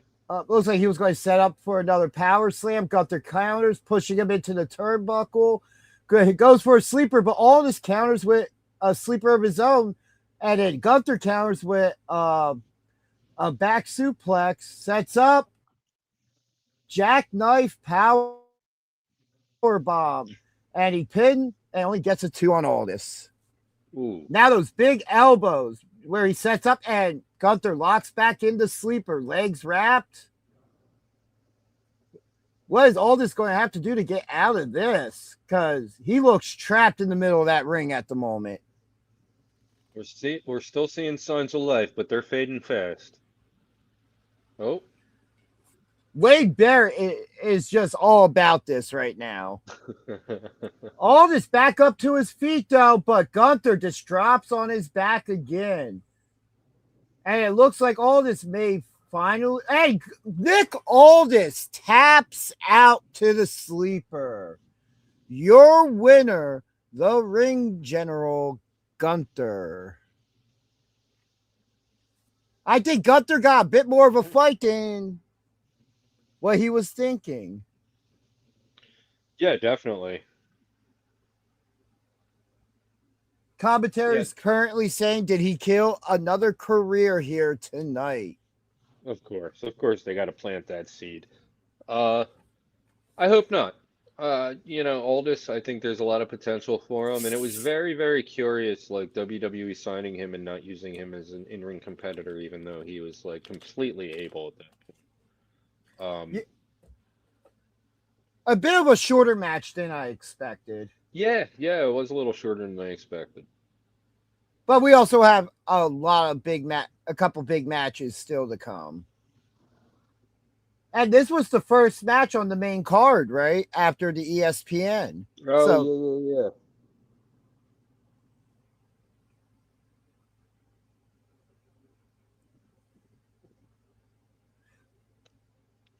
I do hope this isn't the last time we see Aldis and we get a couple more matches out of him. Yeah. I mean, you got to wonder, though, like, there's a reason the commentary was planting those seeds. I don't know. This could lead to, like, a little back and forth, like, series of matches. We got the referee and Nick Aldis still in the ring. And Nick Aldis getting a standing ovation from this crowd.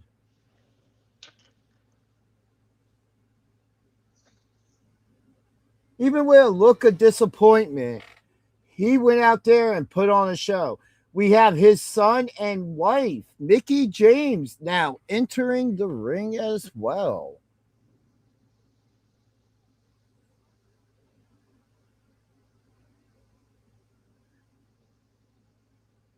Sounds like the crowd is chanting, "You still got it." Dan Angler, the referee's like, "Come on, guys, what are you doing? We gotta go." Like, what's wrong, ref? Do you not like a nice, wholesome family moment on WWE? Yep. His music hits. It sounds like they're trying to play him off.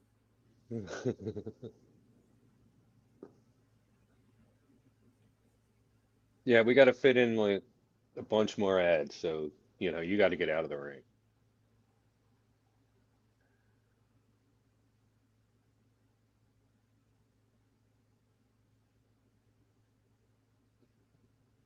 Whoever would have thought we would have actually seen Nick Aldis competing in a WWE ring? I mean, I wanted to 10 years ago, you know? And I kind of wish they would have pulled the trigger on that when he was hot with TNA, because Oh, it would have been fun to see.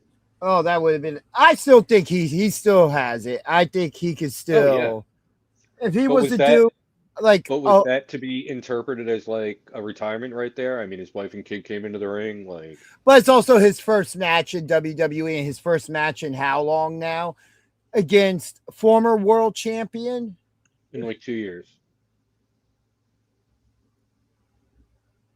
Pretty sure he But didn't mention 24, uh, 23, 24. I could see him having another match at some point down the road. Like I was talking about during the pre-show. Like I'm not talking if it's a short-term run. Up for all for that as well. My thing is now that he's not the general manager anymore, like how are they going to integrate him into any storyline? Like he's not like Well, an active competitor, so like you know what I mean? He can't just like show up and be like, "I challenge you." You know, it would be weird if he did that. he could show up and be like, "Well, I talked to the higher ups after this match. I was offered to become GM of SmackDown again, but I counter offered with, I'll do it, but before I step back into that role, I want another opportunity to have like and they give him a part-time run. You I can know, see that. Yeah. which, never know. It could lead to maybe WWE just acknowledging him and giving him some type of Hall of Fame induction or something like that. Because Nick Aldis is definitely a wrestling Hall of Famer. I won't just specifically say WWE, but his career is up there to be honored. I've seen people with worse careers get into a Hall of Fame. Were you watching TNA when he had his rivalry with Bram? On and off, I was. Tom Latimer. Yeah. That was some fun stuff right there. I was talking about that while you were going. Another dream match just out of that, Nick Aldis and Wade Barrett. Oh yeah, yeah. Definitely. Wade Barrett and Gunther, I wouldn't mind seeing.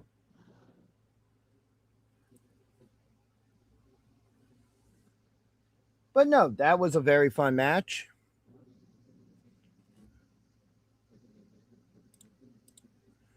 I already think he's semi-retired, to be honest.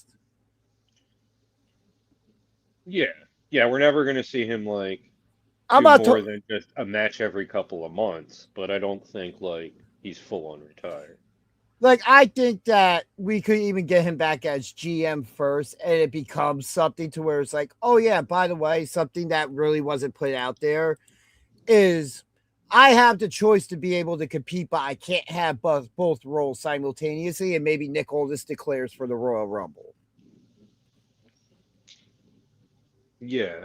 As that idea that I want my shot at glory. I want my chance to do something I never did. Main event WrestleMania. Yeah, I like it.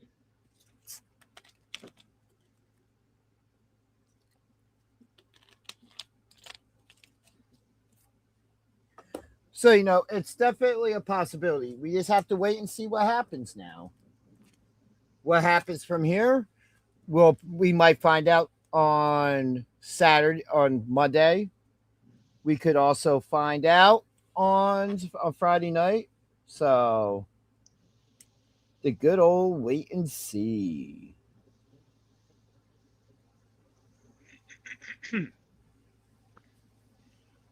So let's see. What we still have we still have 3 matches left. Kind of hoping the WWE Championship's next. If Brock and Oba's the main event. I'm pretty sure it's second to last. I'm pretty sure the women's is up next. So, damn, the last 2 matches. Gonna have to save some energy there for that. Well, I just had probably 32 ounces of iced coffee, so. Well, let's see. So far today, I'm a 20-ounce Dr. Pepper in, a couple Pepsis, a Dirty Dew, and I'm in the middle of drinking another Dr. Pepper. So by the end of the stream, there's a good possibility I could have diabetes as well. Oof, that's a lot of sugar. We'll find out next time on Dragon Ball Z.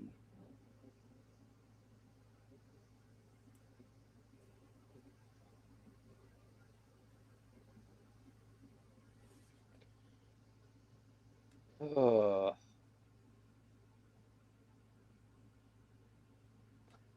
Good old ads. Yeah,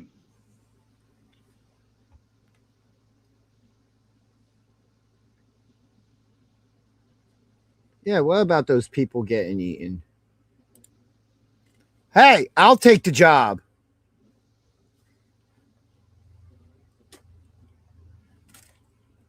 And the first thing I'm doing is I'm turning Cody Rhodes heel.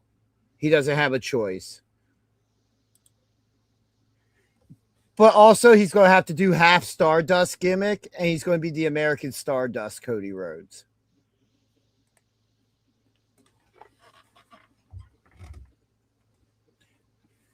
But no, seriously, that would be a cool, kind of a cool role to be in, the GM role. For any company. If you're looking for a GM for your company, hit me up at the Danger Ginger 1 on Instagram. But while they're talking about announced teams, this guy doesn't even play GM mode in 2K. That's a video game. I play universe mode and I control my entire universe. I'm Adam Pearce before Nick Aldis got hired. But yes, don't forget, night 2 tomorrow night to join us. And I'm lagging again. Beautiful. And then we have the Monday Night Raw after show. For Monday night. Was that LaGreca? Oh, the Busted Open team. Hell yeah. And then Indie Spotlight. And there's the women's 6-person tag. So everybody, if you have to go to the bathroom, get a snack, anything. Now is the time. If we learned anything from when the Divas era was going. You can look, but you can't. Really? So you're doing Brie, Paige, and then Nikki? What? The Bella Twins aren't even coming out together? And the crowd goes mild. And then they pop for Nikki. Really? Somebody's back there manipulating that sound thing. Ugh.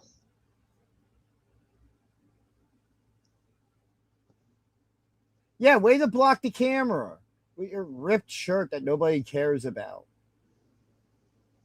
Imagine how bad that thing probably smells. Anyway. Dude, the crowd looks bored. I'm bored. You're always bored. You don't count.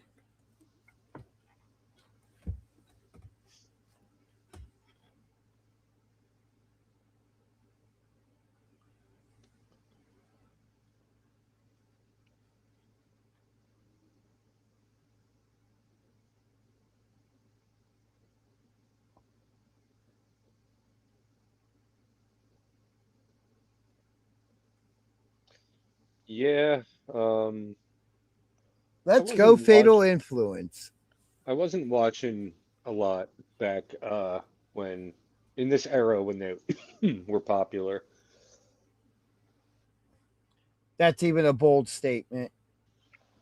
Well, yeah. So I don't really understand the appeal. Now, don't get it wrong. Like, neither of them were. Again, I will say this, the era they came up with, women were lucky to get 3-minute matches. So they never really got the opportunity to showcase. And I will say this, they're not the greatest women wrestlers, but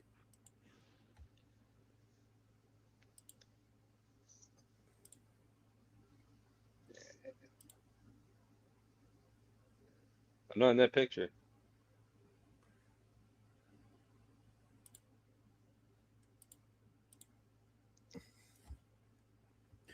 But like I was saying, so it's really hard, especially when the women would go out there, have a good match, and they'd force them to go out and refilm it. Michelle McCool has a story about that.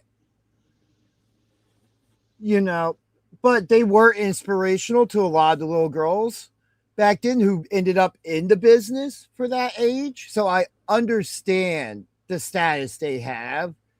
It's just, we weren't the demographic for that. And it was at a very weak time in women's wrestling until we got the likes of an AJ Lee, Paige, and then we moved on to the women's evolution with Charlotte, Bailey, Sasha / Mercedes Moné. And who am I missing there? For the 4 horsewomen, I'm missing one. Becky. Yes. I think it's been a good pay-per-view so far. Yeah, not bad so far. I mean, this is nap time right now. Well, because of what's coming up next. Yeah, obviously. Well, this wouldn't be this would be the cooldown on most PLEs. Yeah. Yeah, Gunther and Aldis was a very good match.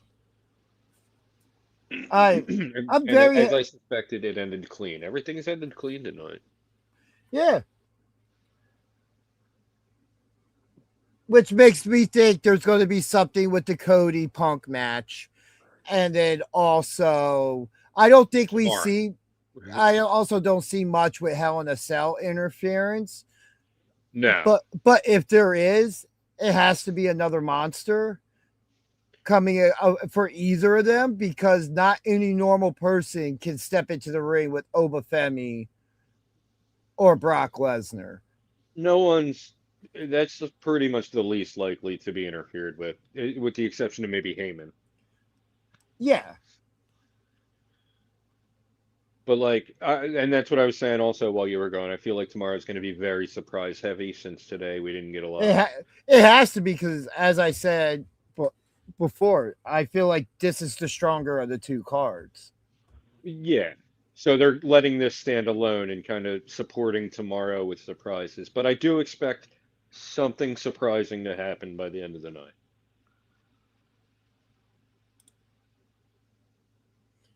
I mean, as we talked about, but we should probably get to talking about what at least is happening in this match, to where Breeze is taking a beating because her sister and her tag team partner are distracting the ref. I'll never understand that. Never understand that. You see your partner getting the shit kicked out of them. What do? You keep bugging the ref to tell them to do their job. Well, stop talking to the ref so they can do their job.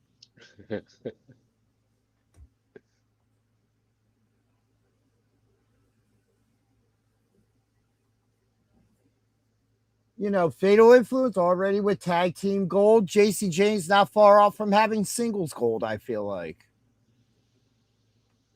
Yeah. Yeah, Brie looking hurt outside that ring at the moment. She's shown what kind of champion she can be on NXT. I think, when her time comes, they're not going to hesitate her to put some gold on her. Ooh, into a pin for a 1-2. Who is that? Brie. Brie kicks out. I'm bananas. And gets whipped into the corner. JC splashes and tags in. I can't tell them apart from this distance. I think I can't tell that. Well, whoever it is covers Brie for it too. Man, I need glasses. Laney Reed. Okay.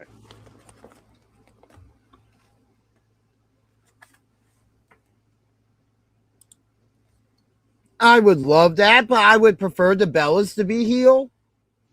That's me.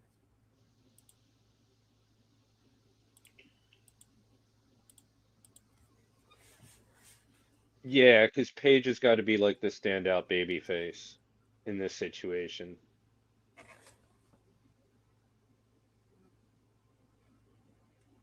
Yeah, if anything, I think the Bellas turn on Paige. And that's just history telling us that. Yeah. Fatal Influence really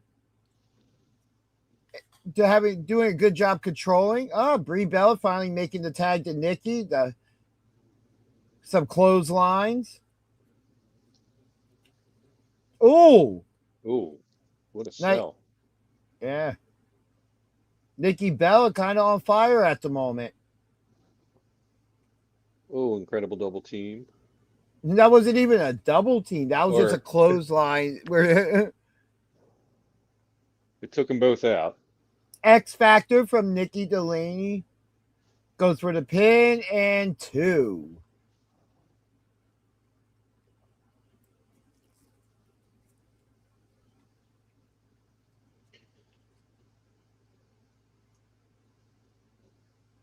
Nikki's got her up in a fireman's carry, but she drops her to attack JC, who was climbing to the apron.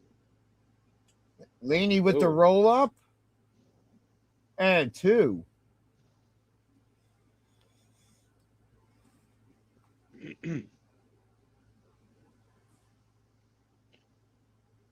Another fireman's carry, but Looks like Nikki's looking for the rack attack. ooh, 1, 2. Oh, JC Jane with the save. Oh, big kick to Paige's jaw. Brie finally back up on the apron.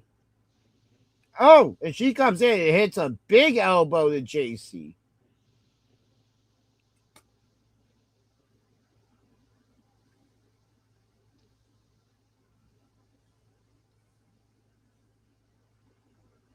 Looks like the Bellas are playing some double team move here.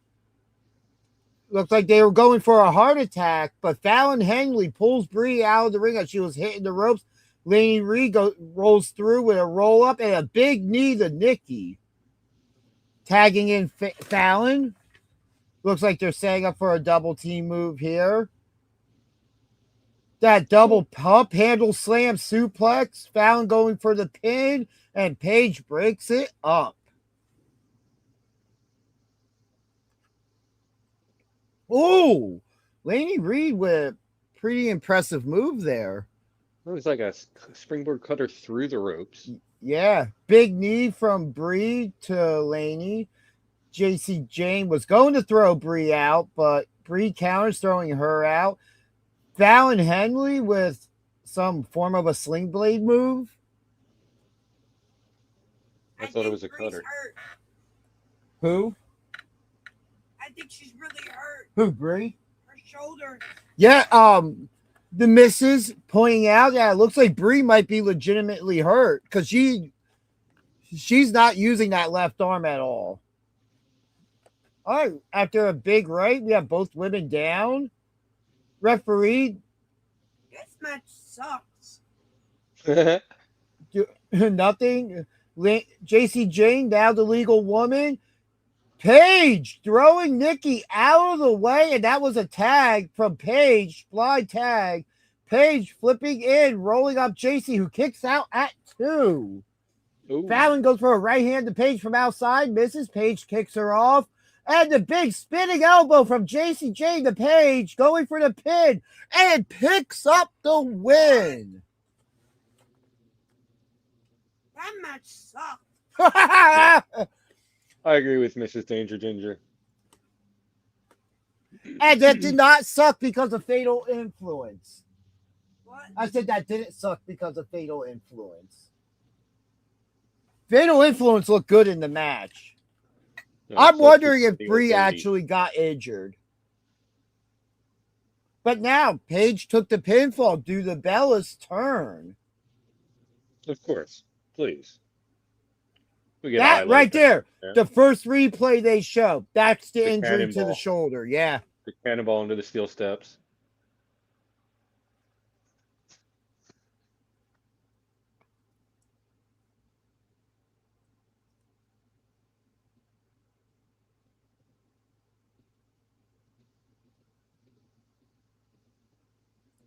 Wow. Yeah, that was Fatal Influence was a huge win over 2 Hall of Famers and Paige. Now, do we see the turn? Here we go. All right. We have the Bellas and Paige in the ring together. Hug, They hug, hugging it and out. Nikki blow. looks angry. Raise hands. Paige's music hits as they raise her hand. She Paige steps steps up. They're forward, turning behind her them. back. And Yep. Nikki clocks the living shit out of Paige. And the Bellas have turned on Paige. And Nikki or Bree still holding that shoulder. Nikki Oh, it's the right screaming at shoulder. Paige, "This is my house."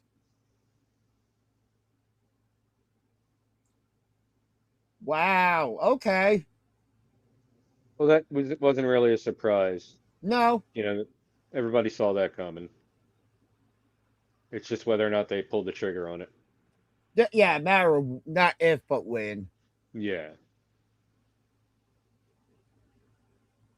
Anyone going to come out and save Paige? Nikki hits the rack attack. Mickey James comes out and saves Paige. You know what? Here's the team I want to battle them. Paige and AJ Lee against the Bellas. Oh, yeah, definitely. Without a doubt. But AJ Lee, who knows when we'll see her around. And as Wade Barrett just said on commentary, the real Bellas are back. But there is some fear that Brie Bella may be injured. Since that cannonball in the ropes, she didn't use that arm at all after that. And that's even odd in a match, even when you're selling an injury. But now we can get to what's actually going to be good on this show.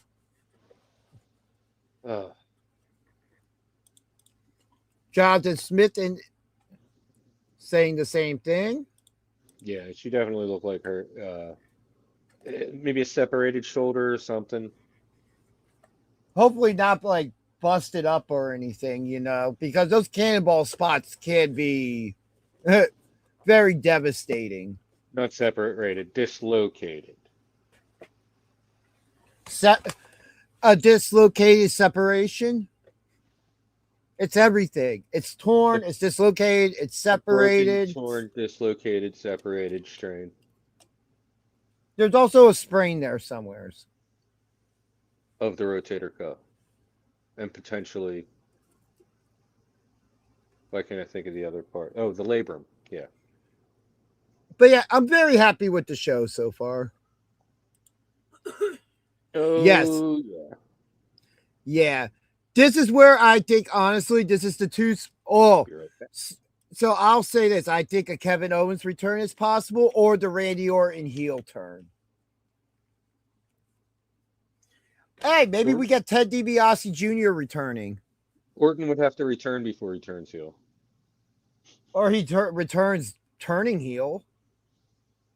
Well, Orton's like a tweener at best. I mean, at this point, if he RKOs anybody, it's getting a pop. He could RKO a broomstick and get a pop. He could RKO Joe Hendry and Danhausen at the same time and get a pop. Yeah. Dude, he could RKO somebody's mom and get a pop.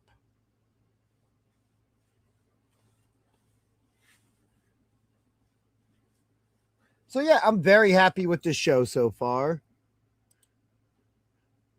Let's see. Do we have anything any videos we could show? So I don't have nothing really queued up, but show a nice little clip here of something. So we'll go with this. Everybody watching, I'm going to need you to visit www.freakkings.com. Check out all the merch. And before you do that, I'm going to need you to check out PJDG, YouTube and Instagram. And while you're doing that, you won't have to remember the name, because you'll remember the face. Yes, sir. Watching BJ and DG talk wrestling. And don't forget to go visit freakkings.com. Unfortunately, Feral Face lost his hybrid world championship last night at the to those cheaters, the back seats. Well, just to one of them.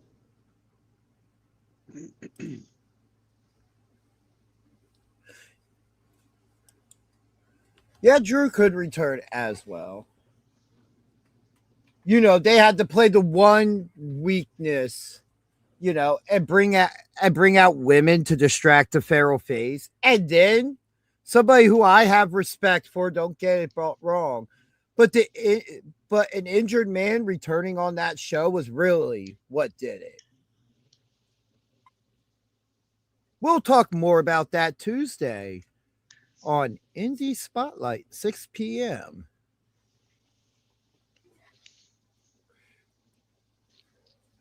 Never know who might appear. It's always a fun time with myself, BJ, and Pete the Wall Peters, who I'm very unhappy with. When we were in the ring celebrating Jay George's victory, I went over to go say something to him. Knowing he was recording, he put his phone down and stopped recording. Yeah, he was he was cracking up telling me about that on the ride home.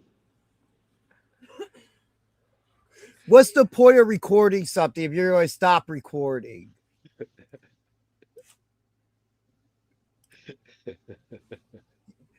Pete the Wall Peters, you mark.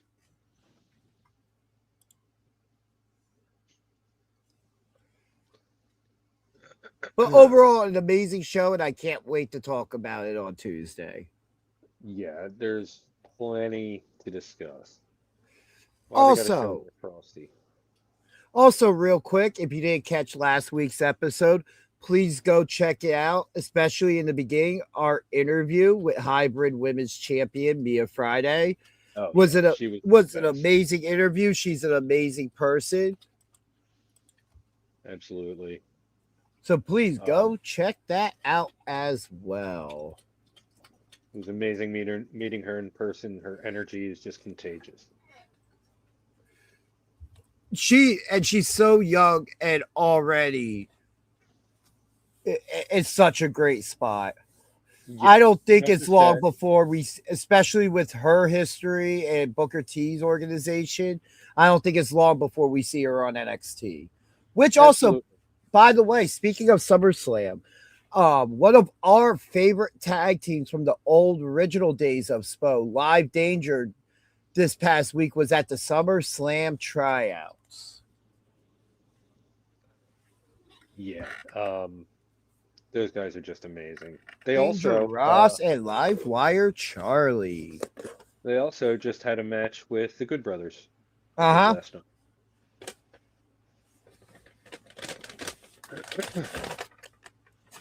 Yeah, they were our first intro promo, if I'm not mistaken. Who, Live Danger? Yeah, weren't they? Yes, they were. Yeah. No, I think Primal Fear was. I think mm, I don't know. They both took a really long time getting it to us.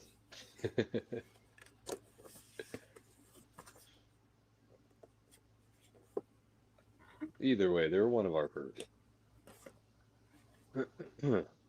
We got the blimp floating around. Yep, and I'm freezing up again here because ESPN app doesn't like me.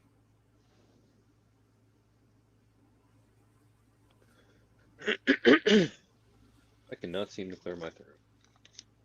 Let me clear my throat.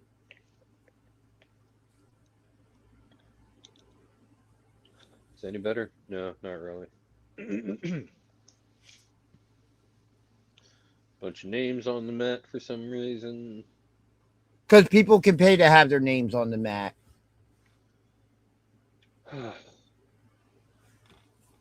Everybody give Hey, does anybody know TKO what those all of your people money. are? You know what those people are? Everybody just give TKO all of your money. You don't even have to watch the shows. Just give them all your money. Yeah. But yeah, this has been a real. I'm really happy with night one of SummerSlam so far overall. And I am looking forward to this undisputed WWE Championship match. Yeah, that's going to be fun.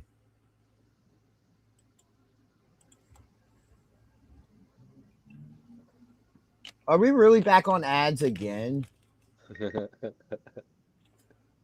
Yeah, they're shameless when it comes to the ads.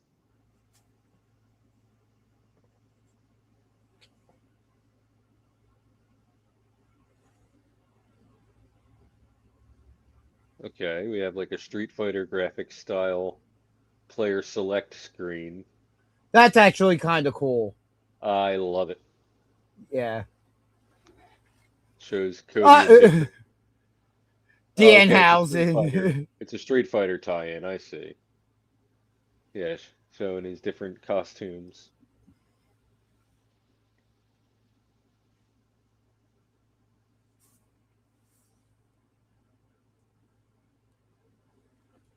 Yeah, definitely a Street Fighter tie-in. It says Street Fighter on his Titantron. I'm. You're already seeing the Titantron? Jeez. So you're back ahead of me somehow. Oh, look at this mask he's got on. So it looks like I'm doing play-by-play now. Yeah. Oh, dude, I dig the Gaiul mask. I dig it. Even though I'm a Ken guy when it comes to Street Fighter. Ken or Akuma? Petty, what version and what variation of those games I'm playing? I think I know what I'm doing after we get off. I think I'm going to download that for an emulator. Street Fighter 2. I think I have it on one of my Switch emulators. I think it's on the Sega Genesis one. The original, like just regular Street Fighter 2. I haven't like thought about that game. Now, used to play it a lot. point out something interesting. Cody's wearing a black and white jacket with gold trim, not his typical red, white, and blue colors. Even with the Gaiul helmet on, very interesting. The darkness is seeping in. Turn to the dark side, Cody. Is this why they made this a street fight? Street fight, street fight. I see what they did there. Marks. You fucking mark! I'm going to have to mute myself to hear CM Punk's entrance. Yeah, Cody on his way to the ring.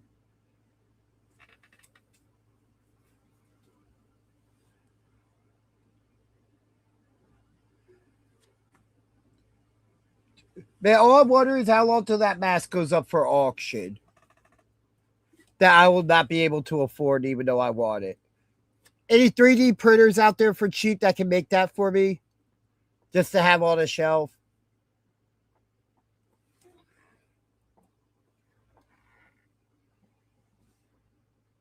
Cody Rhodes standing on the turnbuckle, did his pyro spot. Now in the ring.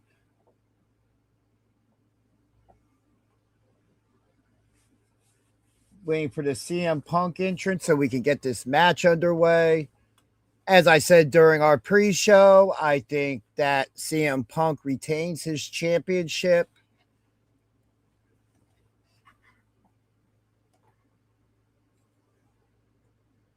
But yeah, really looking forward to this. Like, whether I'm a fan or anybody's a fan of the run or not, especially when it came to his original championship run after winning at WrestleMania 40 in Philly. The one thing I'll say is the matches were always great. It was storyline that was the problem. We didn't really get a storyline until Kevin Owens' story started.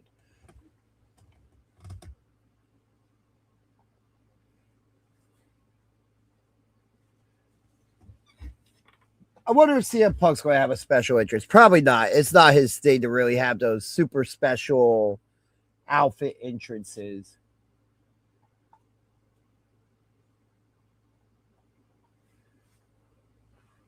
You know what? They should reform a true NWO group and have it be Cody be the third man. I'm just saying it would work.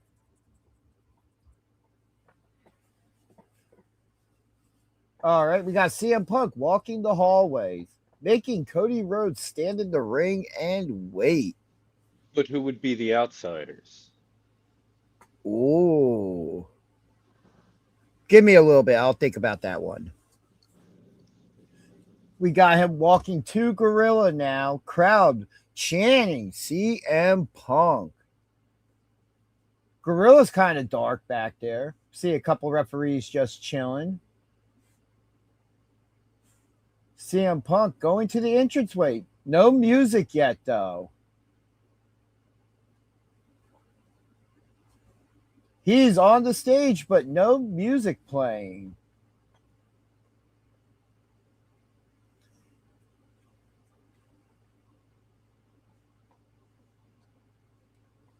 Crowd just chanting his name. CM Punk staring dead down the ramp at Cody Rhodes. Punk's looking around, does his tap, and he screams, "It's clobbering time." And his music finally hits. Hey, monkeys in the truck, get it together.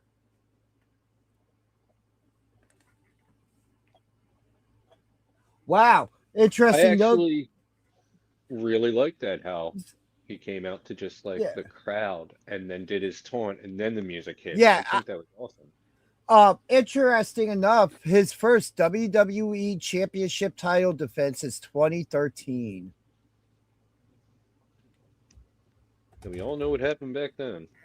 And we all know what happened to CM Punk last year when he won the World Championship. Seth Rollins revealed he was faking his injury and cashed in.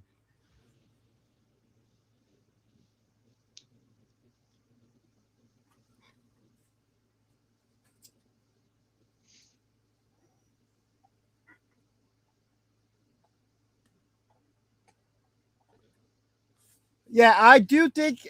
See, here's the thing now. My problem with thinking about a Cody heel turn at this point is this match is set up, if it's as a street fight, that anything goes. We're kind of throwing the unless he does something really malicious at that point, that wouldn't be something that's outside of his normal characteristics. Of Gusset plates? like a what? Like gusset plates?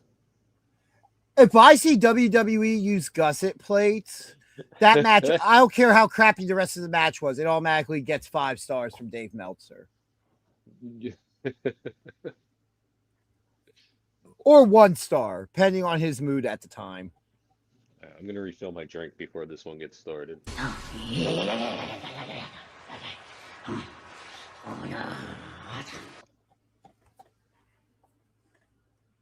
All right, Punk is in the ring. We are waiting for the championship announcement.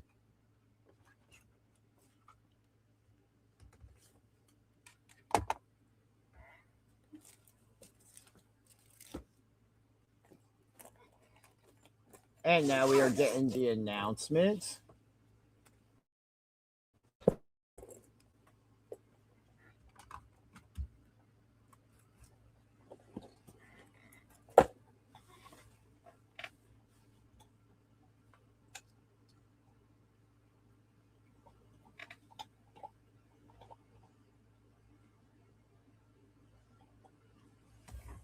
Very excited for this. Very excited.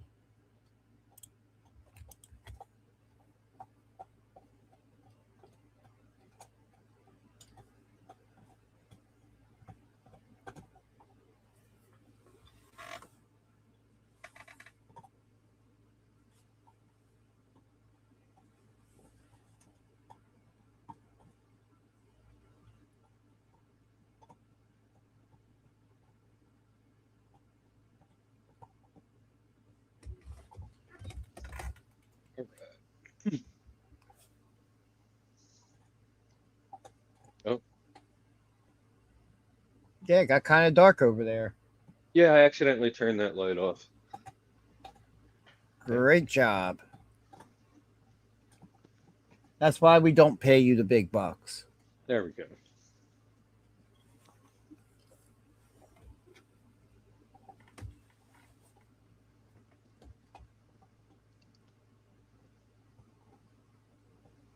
Hey, we got Lil Nate as the referee, Charles Robinson. I can't believe he's still out there doing it. Same here, man.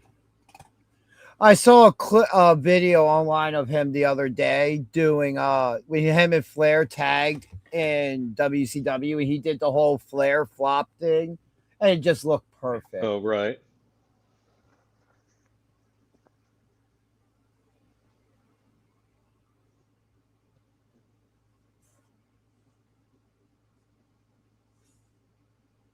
And the bell rings. We are underway. Cody Rhodes walks right up to him.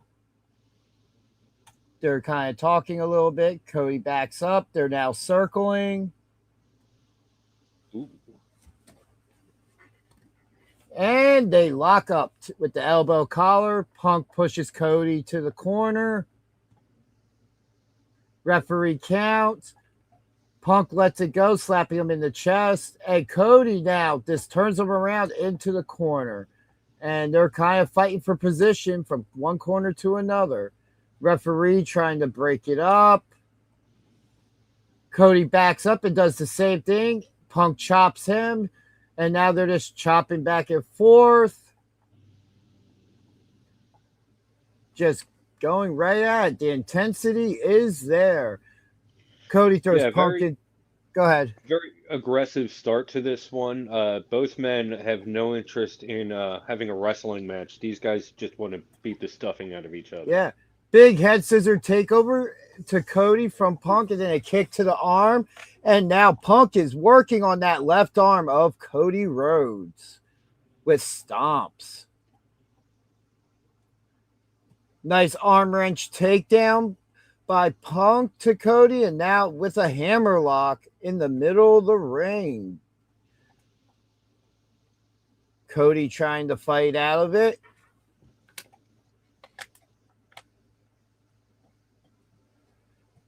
Cody fights up to his feet, now in a side headlock on Punk. Referee checking. Punk back to his feet. Into the ropes, whips Cody off. Big shoulder block for Cody. Cody goes from a pin, and Punk kicks out before one. Another shoulder block. Same situation. Punk set it up, looks like for a GTS. Cody gets out of it. Side headlock takedown to Punk in the middle of the ring. Referee checking to see if Punk's shoulders were down. Both men now wearing down a little bit, it looks like. After that big nitrous-filled start. Yeah. Punk in the side headlock from Cody. Punk backing him up to the ropes to try to fight out of it. He throws him off the ropes. Another shoulder block from Cody to Punk. Another side headlock takedown. Cody doing very basic at the moment. Punk's shoulders were down. Ref gets a 1 count. Ref's counting again. Another 1 count. Punk fighting back to his feet out of the side headlock. Trying to. And he gets there. Cody with a nice grip on it, though. Punk backs him up to the ropes again. And trying to get the referee to break it. Cody breaks the hold. Punk with a chop to Cody after he breaks it. Yeah, this match is just an absolute slugfest at this point. But very slow still and methodical for the most part. Just exchanging chops. Up, Cody with an arm wrench. Punk fights out of it, slams the arm into his shoulder, and an arm wrench takedown to Cody. Cody rolls to the ropes. And he's gripping onto the rope. Punk still working on that left arm. It's going to make it hard to hit a crossroads if he can't use that arm, because that's the side he usually does it from. Yeah, Punk just has targeted that right arm. Left arm. Sorry. Snapmare takedown to Cody from Punk. And a big chop to the back and then a kick to the chest. Both these guys evenly matched at the moment. Cody going back to that side headlock. Kind of makes me think, and then transitions to the hammerlock. Punk counters to a hammerlock of his own. Makes you think Cody really doesn't know what to do here at the moment against Punk. Cody trying to get out of this and starts running, drops to his knees, which causes Punk to spill through the ropes to the outside. Cody was holding that arm for a moment. Yeah, right now this match is really 50-50 here. I'm just going to pause for a couple seconds. Cody with the big tope suicida to Punk to the outside. And what I'm just noticing, this ringside looks bigger than normal. Cody rolling back in and out of the ring to break the count. So I guess this is not a street fight, as was speculated by the chat. Maybe Joe Hale just got confused and like it's a Street Fighter 2 or whatever. But yeah, Cody threw Punk into the timekeeper's area, then goes back and breaks the count again. Oh, Punk with a big elbow from the timekeeper spot, hops up on the barricade and hits a flying clothesline to Cody. Okay, now we should be at least a little closer. Yeah. Punk going over to Cody, rolling him back into the ring. Punk climbing to the top. And a hammer fist, old school, to Cody. Right to that left arm. Yeah, Cody trying to shake it out and get some feeling back into that left arm. No way to tell right now how bad the damage could be to it. Oh, nice suplex there. Punk going for the pin and gets a 1 count. Just making them spend that energy. Punk trying to work on that left arm some more. Oh, bit of a rake to the eyes or nose there. A little bit of heelish tactics there by Punk. Cody fighting back to his feet. Punk backing him up to the ropes for an Irish whip. Punk ducks, miss. Cody drops and hits that uppercut Goldust style move. Irish rip reversed by Punk with a big drop kick to Cody. But now Punk grabbing his knee after that. Yeah, shaking off the ref, saying he's all right, but definitely feeling it.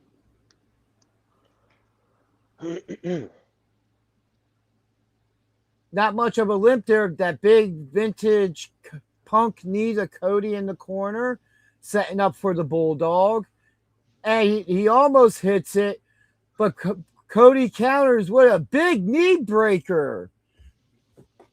And now Cody working on that left leg with a big kick to Punk, taking him down.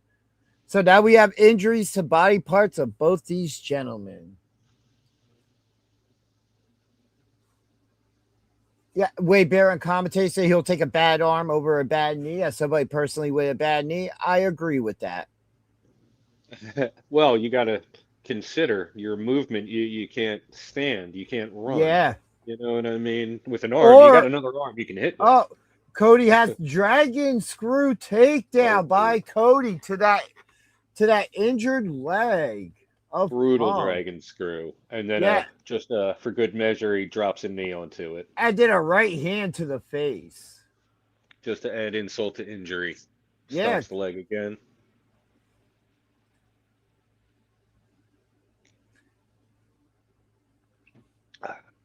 Both these men now have an injury that could cost them this match at any time. That also affects both their finishing moves, the GTS and the Crossroads. Big shoulder thrust to Punk in the corner, knocking the air out of him. A shot with the elbow and back to working on that knee, draping it in the ropes and just giving it a nice, good old kick. Stiff one of the femur there. Do you think we see Rhodes hit an F5, or sorry, F5, a go to sleep, or Punk hit a crossroads? Yes. You think they're going to do that? They already did that today I with the mean, trading finishers, but it was early in the show. oh, another brutal dragon screw takedown to that hurt leg of Punk. These dragon screws look brutal. Yeah, Cody's still trying to shake out that left arm, though. This match has been very, very methodical so far. Very technical. Cody now Also just doing, with a nice wear down hold to the leg that's hurt of Punk, that left leg. I was just going to say, not off to that start, but it's turned into that. Yeah. Punk trying to fight out of this with right hands. Big up kick, another up kick from Punk. A third one, and finally gets Cody off of him. Both men trying to get back to their feet. Punk setting up for a GTS. Cody with the elbows counters out. Cody going for a disaster kick, but Punk counters with a boot with his rough. good leg. Both men. Nice, beautiful Try to shot make of the their way back to their WWE feet. Championship there. We get a replay now. Ooh. Yeah, that looked very rough. And of course, during the replay, we miss what actually happens.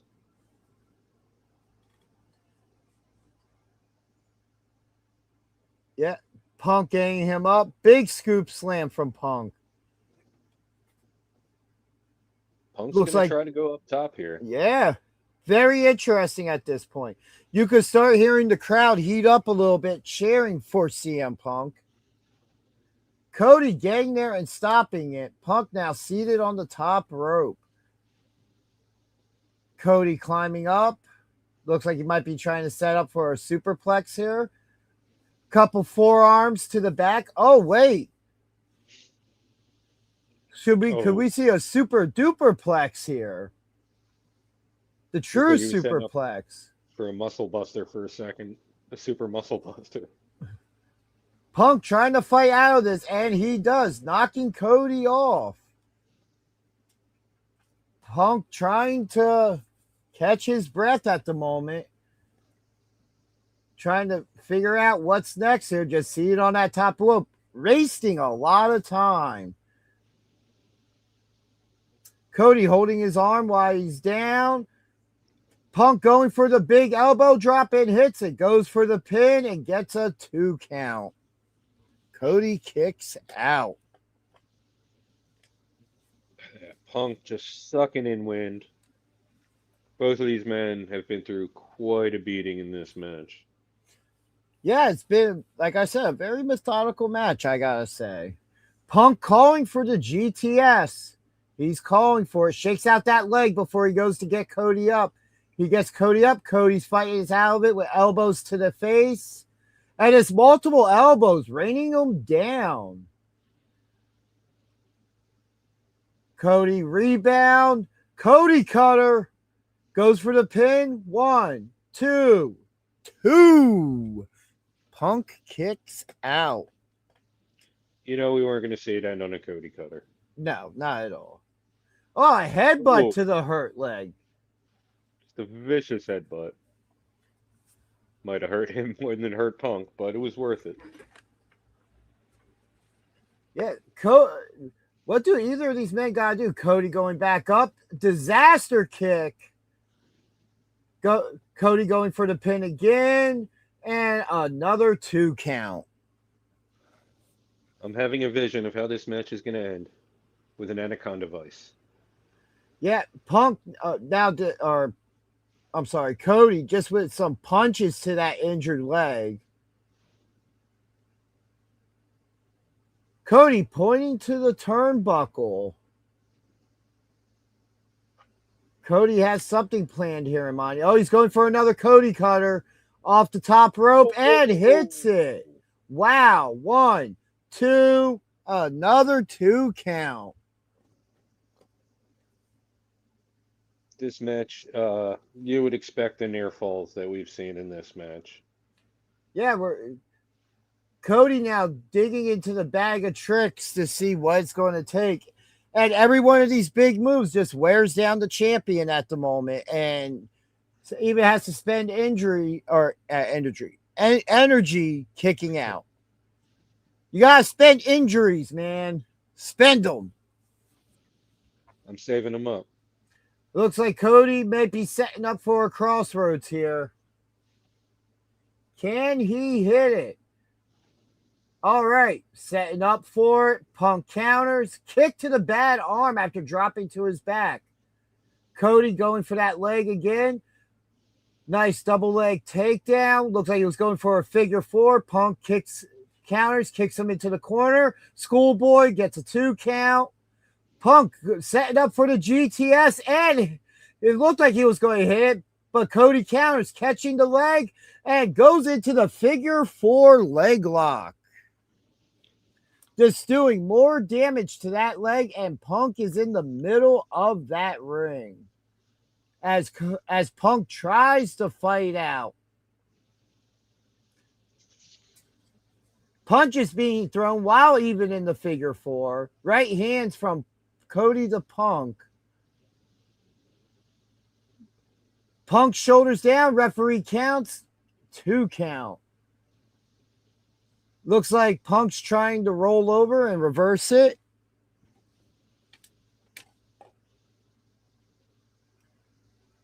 Cody trying to not allow it.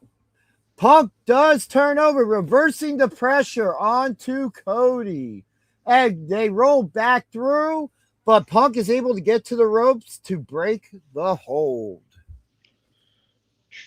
Punk's leg has got to be destroyed by this point. We'll see how long it takes him to get to his feet and how he's handling himself when he does. Punk pounding the mat, trying to get the crowd behind him. Cody right back to that leg, though, before Punk could get up. Going for another figure 4, it looks like. And Punk counters with an Anaconda Vice. This could be it right here. But Cody is close to the ropes. They're very close to the ropes. Cody trying to fight out of it. He's trying, and Cody gets his foot on the rope. Breaking the hold. Punk back up to his feet. Stomp to the back of the neck. Kick to the lower back, which he hurt himself doing with that bad leg. Now in the corner. Nice little combination from Punk. Cody seated in the corner and a couple big knees. Third big knee. This has been a match of a lot of big, hard-hitting moves. We've got through the wear-down phase. Now these guys are just trying to figure out what they got to do. Punk again calling for the GTS.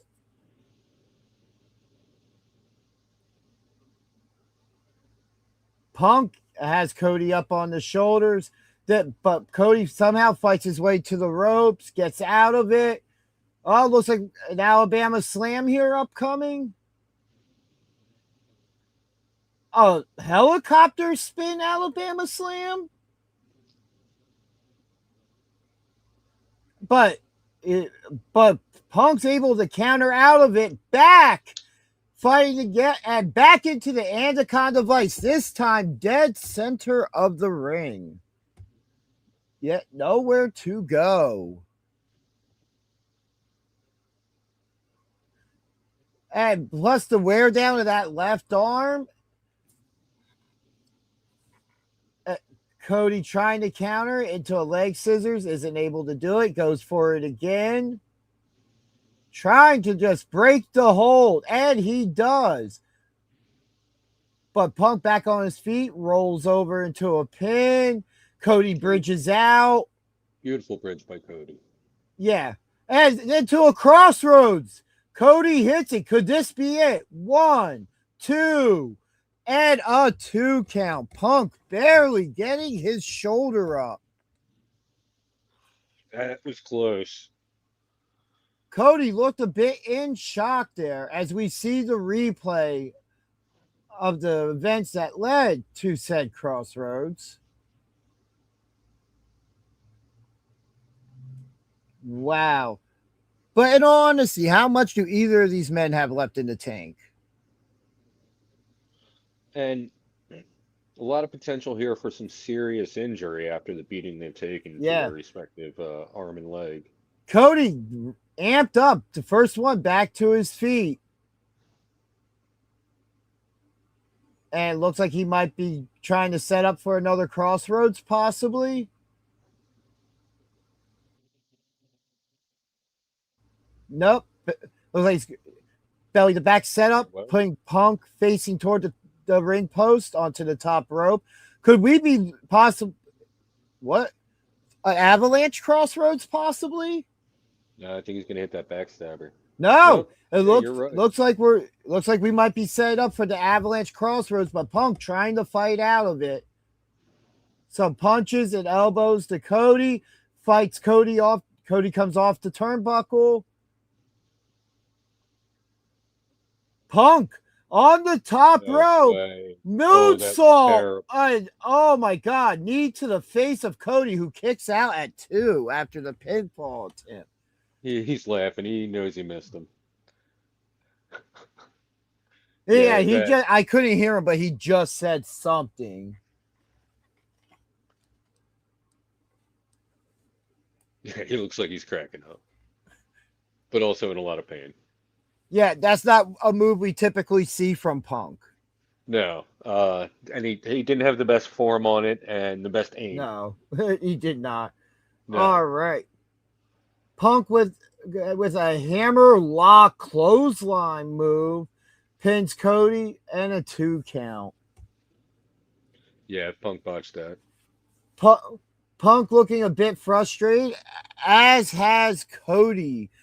Previous to hitting that crossroads, looked a bit frustrated as well.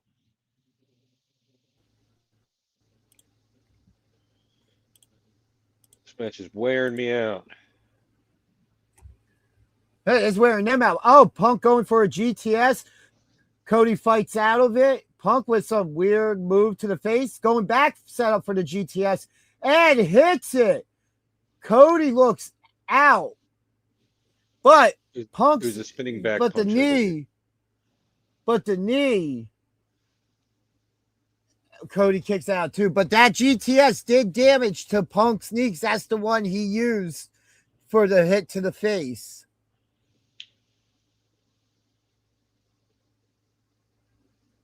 Show the moonsault. No, they're not showing that. Replays now. They're not showing that moonsault. Yeah. They'll scrub that. Oh, it looks like Cody had rolled out of the ring after the kick out. Punk going after him now. Cody face first into the Spanish announce table. Punk does it again. Yeah, just slamming Cody's head into that announce table. Punk tearing the announce. Yeah. Oh, and here goes all the gear. Clear it off. At least they're not the big bulky monitors anymore. True. Yeah, you can just push them all off. Oh, leg sweep from Cody and Punk back first into the announce table. Cody setting up for a crossroads outside the ring, but Punk fights out of it. Punk staying up for a GTS. Cody fights out and pushes Punk shoulder first into the steel steps. Cody rolling back into the ring and breaks the count. Referee was at 8. This match almost was a double count out.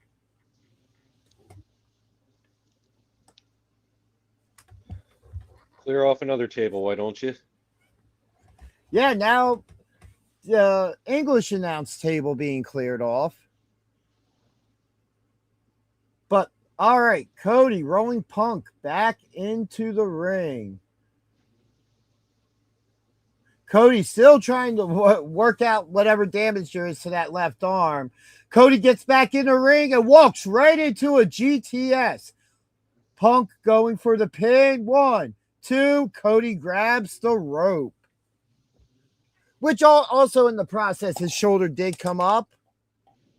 So either way, that would have been a 2 count.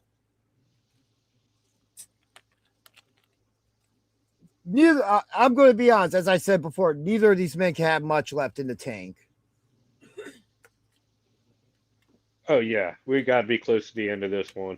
Both men back outside the ring now.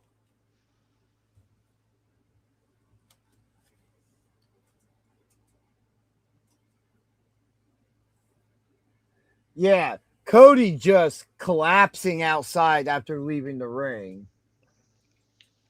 CM Punk getting Cody up onto the announce table there.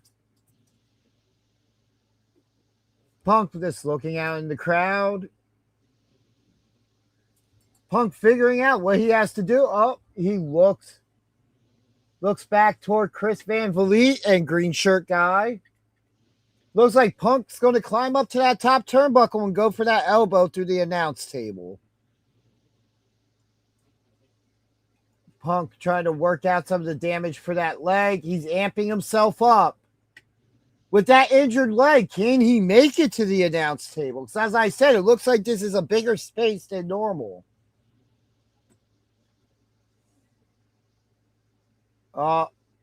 And Punk goes for the elbow. Cody rolls off, but Punk goes through the table, kind of leg first. He landed very awkwardly on that leg. Table collapsed. Yeah, Punk could be in bad shape now. Charles Robinson went down to go check on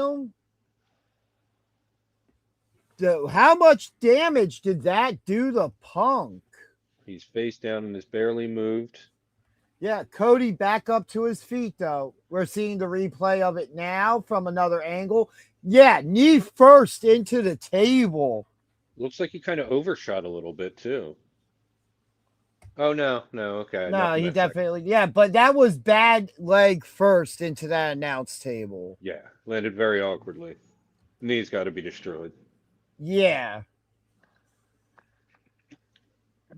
Charles Robinson giving leeway, but slowly counting. Referee's discretion here, because this is a championship match, letting these guys go. I dig it. Cody finally getting Punk back into the ring. Punk's laying in the middle of the ring. Charles Robinson checking on him. Punk finally gets back in the ring, figuring out what he has to do. We could be seeing a setup for a crossroads here again. No, Cody looks like he's going for it. Oh my God.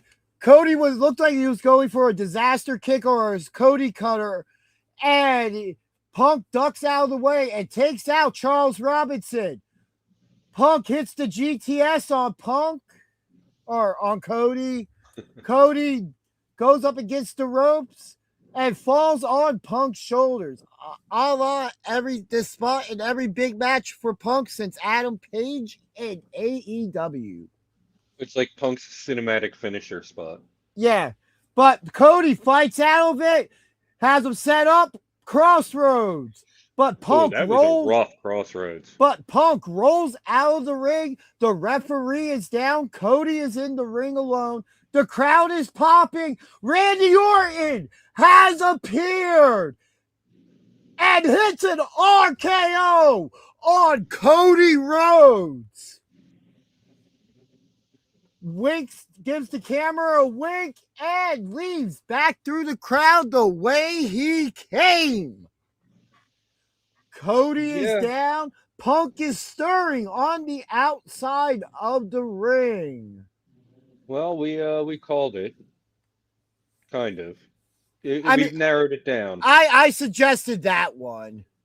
Yeah, we narrowed it down. It was going to be one of a few people. Yeah, Punk trying to climb back into the ring now. who has no idea what just happened. Neither does Charles, Will Nate. yeah, Charles Robinson coming too, trying to get back in the ring as well. Cody stirring as well. Punk has him up and hits the GTS. This has to be it. Referees counting 1, 2, 3. Your winner and still WWE Undisputed Champion, CM Punk. Great match. Yeah. I very, love how very this good. match. I love how this match played out. We knew there was going to be shenanigans sooner or later tonight, and that's where I expected them to happen in this match. We get a Wow. returning Randy Orton, which was kind of, we narrowed it down. We knew it was going to be one of three people interfering. Uh, I would have liked it to be KO, but I think there's other things for KO to be involved Sammy and in. Finn. Sammy and Finn. He's Yeah. gonna, I definitely think he's going to interfere in that, or maybe come out afterwards. Yeah, we're going to replays now. Just Cody, I missed that. I was coming back from the restroom. Cody whiffs on a springboard cutter and takes out Little Nate, or on a Cody cutter rather, from the top rope.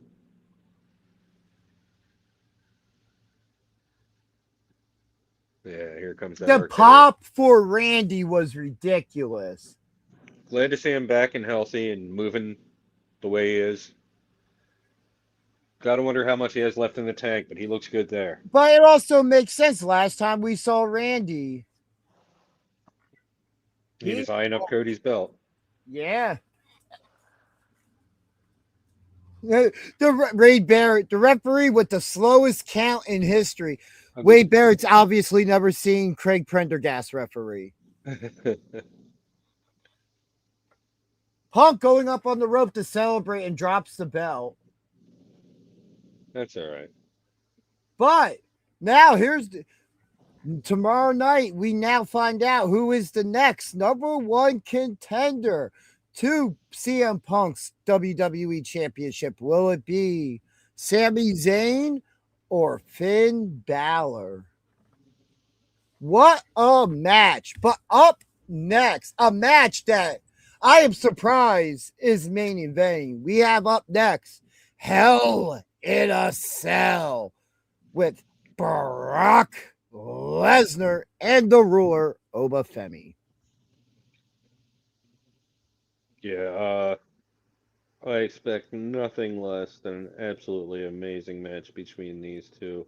We both know that, we're not going to see a lot of moonsaults, we're not going to see any springboard maneuvers. We might see a shooting star press. Let's hope not. Let's hope not. Oh, shooting star press. Brock Lesnar off the top of the Hell in a Cell, putting Obafemi through the Spanish announce table. Yeah, not likely. If he couldn't do it in his 20s.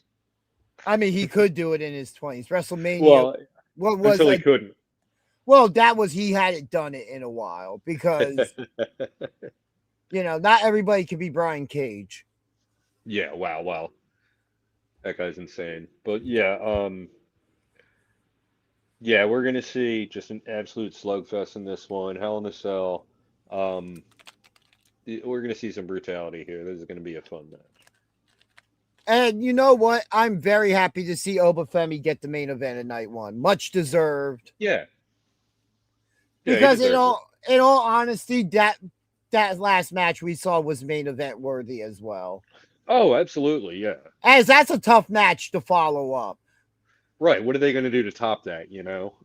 They have to have faith in Lesnar Femi, to put it as the main event. So something now, since WWE and Sirius kind of have the WWE radio now instead of Pro Wrestling 24/7 on Sirius, all these shows, all WWE shows now get radio style commentary, and for PLEs it's Vic Joseph and Booker T that do the play-by-play that they're showing right now. So if you were to put on Sirius XM right now, you would be hearing the show. Well, which you're is probably very gonna have cool. a better experience listening to us. I mean, but if you can't watch, Then watch us. Yeah, obviously, but you That's what know, I did when I couldn't afford the network. I would just put on a watch along but yeah, we got the cell being lowered.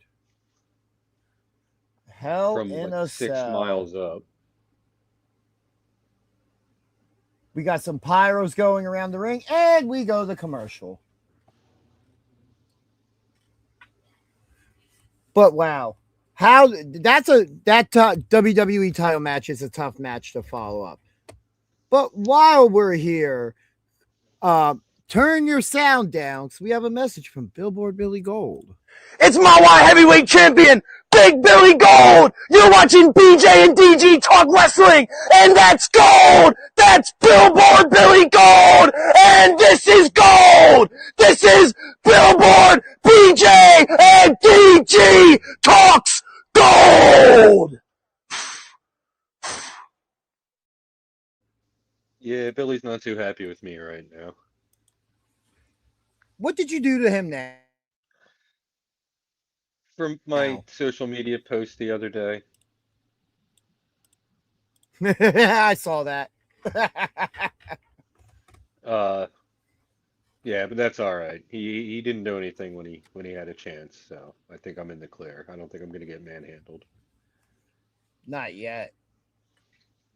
He had a chance in hybrid So Tuesday on Indie Spotlight, if you weren't at the show standing around us when we revealed who won and lost the predictions, Don't spoil it, Joe. Tune in and find out because there are some twists and turns with all this. Yeah. Yeah, and what an epic night. Big night for hybrid.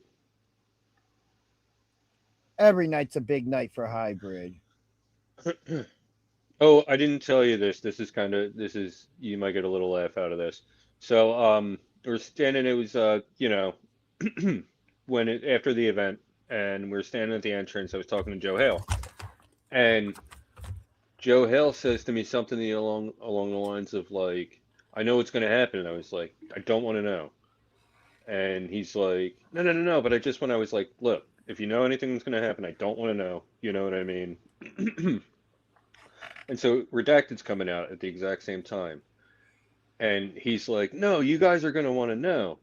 And as my mind was like, no, we don't, I just like hesitated to say it. He says to Redacted, hey, man, we hope to see you back soon. And as he's saying that, I say, no, we don't. And Redacted was like, what? And I was like, dude, I was talking to him. I'm so sorry. Way to be. So we'll never have Dr. Redacted on our show. Funny little miscommunication there. But yeah, no, Redacted, just an amazing talent. So great having him back in the PWSA, and I hope I didn't ruin our chances to have him back at the PWSA. No, you did it. It was a funny like misunderstanding. Like right as Joe Hale says, "We hope you come back." I was like, "No, we don't." Talking to like not looking at Redacted, but uh oh man, yeah. So yeah, no, great show last night, and you're going to want to tune in Tuesday to hear us talk all about it. Um, but that's the end of our broadcasting week. We still have SummerSlam Night 2 and Raw, our Raw after show. And don't forget, you can catch DG over on Wyatt's channel. I don't know if we still have, yep, there it is. Go ahead and check that out. He'll be doing the watch along with Wyatt on Monday night. Oh, wrong graphic. Yeah, Tuesday. I can't wait for that show. A lot to talk about. A lot happened. A lot gonna happen. Some unanswered questions. Some things a little questionable right now. We're gonna go all. We're gonna cover it all Tuesday.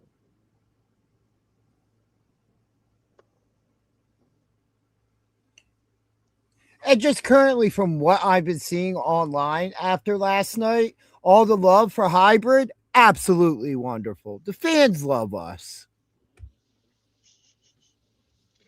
Didn't sound like it. Why? I mean, let's be honest. The only person booing in that crowd was Pete. That And Joe hater. Hale. And Joe Hale. I heard his voice. He has a very distinct boo. That's for you, Joe.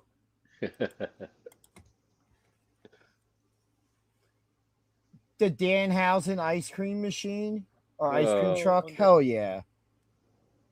Hell yeah. it's funny. Since I had said that that's one of the worst things I've ever seen in wrestling on Monday, I've seen like 3 or 4 different YouTube videos Yeah, saying, I've seen it was that the too. worst thing we've ever seen in wrestling? And I mean, like, no, it's an exaggeration. There's been far worse, but yeah, But it was up there. it was bad. There's parts of it. For me, it lost traction when you bring somebody of questionable life choices into the segment. That just completely makes me lose interest instantly. Who we talking? And I say interesting life choices, and that's about where I'm going with that.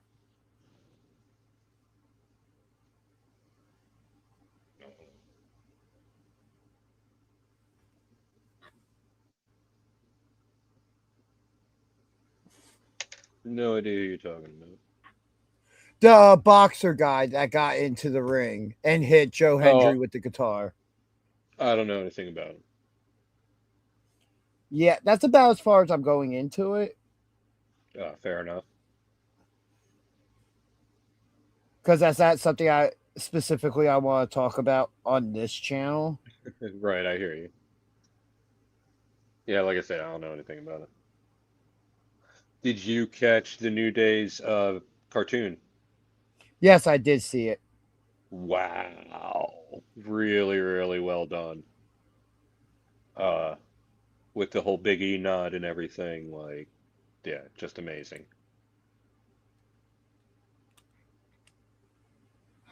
That took you on a journey. It And, definitely did. can't wait to see where they pop up. AEW. We've already seen the machine guns pop up in AEW. Yeah, congratulations to them. And that was the obvious choice, really. There's so much there for them. And WWE wasn't really giving them anything. Which is a damn shame because especially considering how they debuted them. But yeah, Yeah, yeah. I actually right now they're just showing like a video package for Brock Oba recapping the history, and man, Just hard hitting.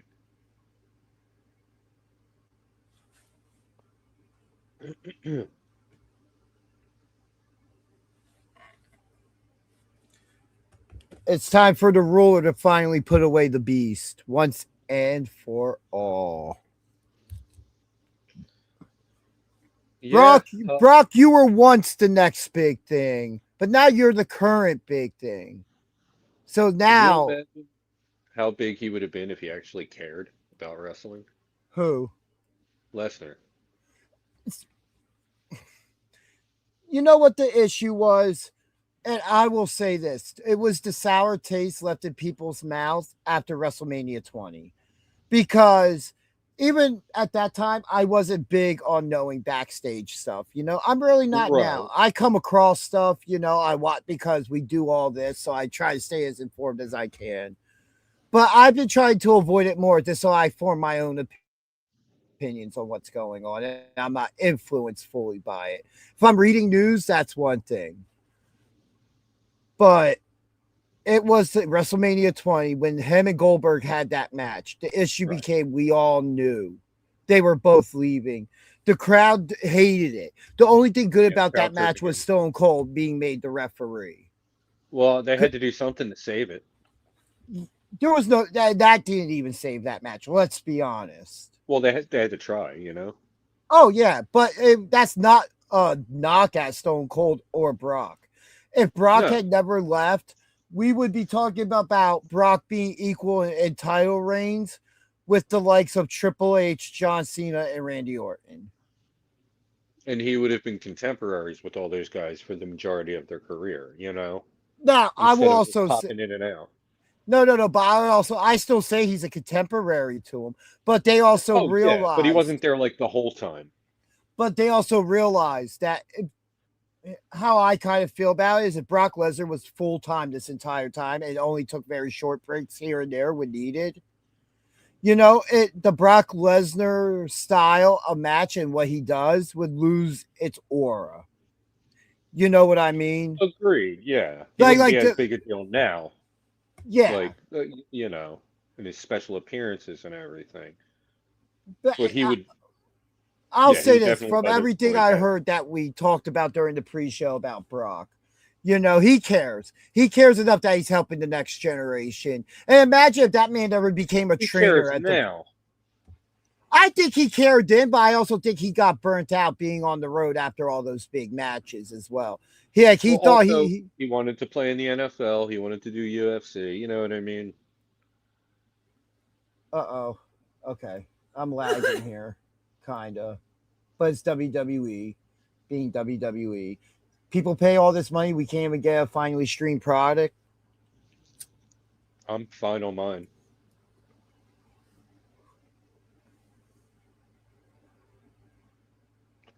Here comes Oba.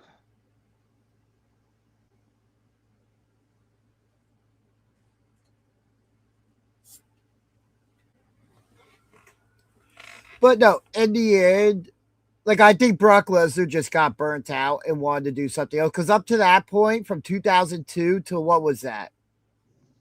2006, 2007, something like that. That he was constantly, and think about the matches he had with Kurt Angle, with Eddie Guerrero, him debuting in 2002 and that run all the way up to The Rock. And some of those really big he was full time. Right. Oh yeah, Like yeah, man. constantly, he got burnt out.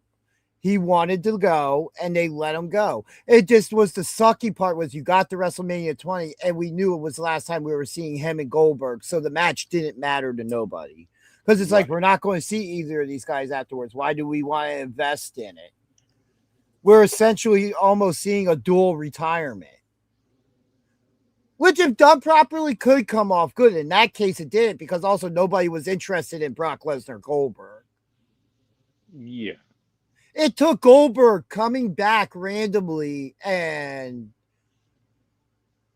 just destroying Brock Lesnar right away to even have a little bit of interest at that point in that feud. Because the problem wasn't Brock Lesnar, I will always say. It was Goldberg, because he's not interesting when it comes to, like, WCW Goldberg was interesting to me. The streak. That, especially at a young age, something we've never seen before. But then as you get through it, you see how especially me, I got to go back and watch all that in its entirety before everything left Peacock. And I felt that interest again. I'm just like, I just know what happens after this. And Goldberg was Goldberg's worst enemy at that time. And part of it's because Goldberg even says in interviews, I was never truly taught the business the right way. Right. He was thrust into a situation that he shouldn't have been in because WCW needed it at the time. And it worked for WCW. All right. We do have Oba Femi in the ring. It worked, but it caught up with him. Yeah. But like I said, when he broke his hand punching the wrong window on that limo, that was it. And also the booking leading up to that. Goldberg never really got a rematch. You do the finger poke of doom 2 weeks later, hot shot the title back to Hogan. And we're right back where we started with this weird Wolfpack and WO black and white thing going. WCW took away the aura that made Goldberg. And also, imagine if Goldberg had been part of the Invasion era. That would have been nice. to get him then, because now you have a powerhouse on your team that's not Rhino. I don't know Because if he would have Rhino worked was out the too well in that whole thing. I mean, there were very few the bigger names of WCW were never in that. But that is something to talk about another time. As Obafemi standing in that ring, no, just ready to go. No emotion on his face.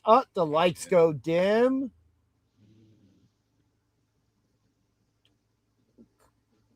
Speaking of ready to go. This is interesting. I'm about to say it's interesting how they're doing that zoomed in look just on Oba. And the music hits. Oh, wow. Michael Cole just name dropped Taz. And coming out, being escorted by Paul Heyman in his home state, the Beast, Brock Lesnar. Everybody in the chat, who do you think's going to win this? I have Obafemi personally.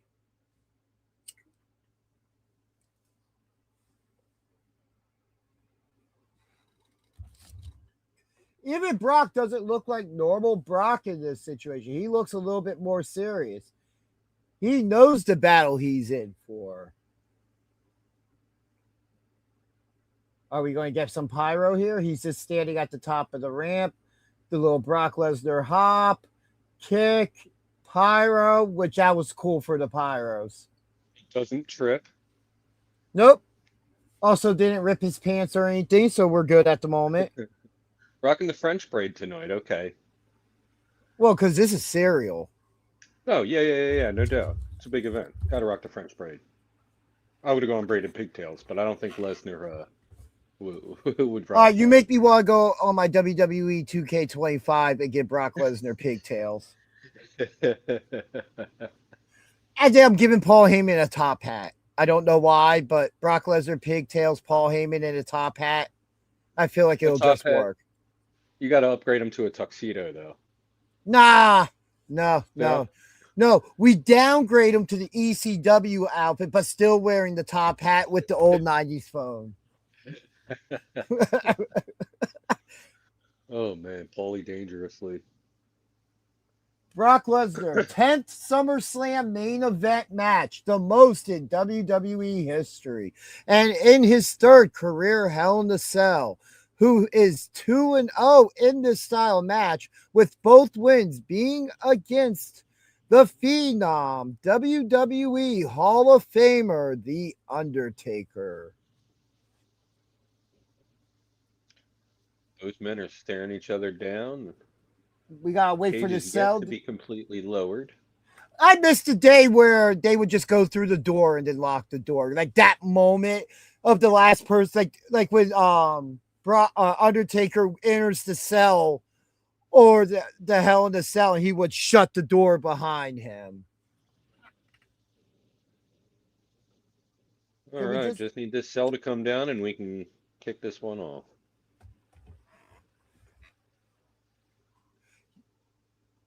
Let's go, Oba. Yeah, this is going to be a slugfest.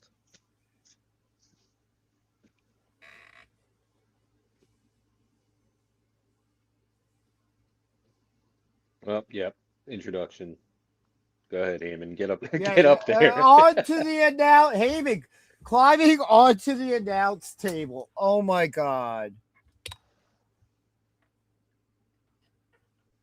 I guess I gotta hear it.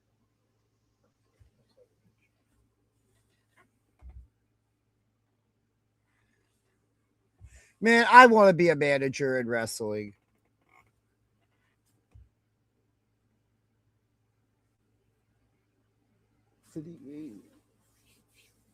Are you saying you're ready to retire from in-ring competition? Now I'll do both.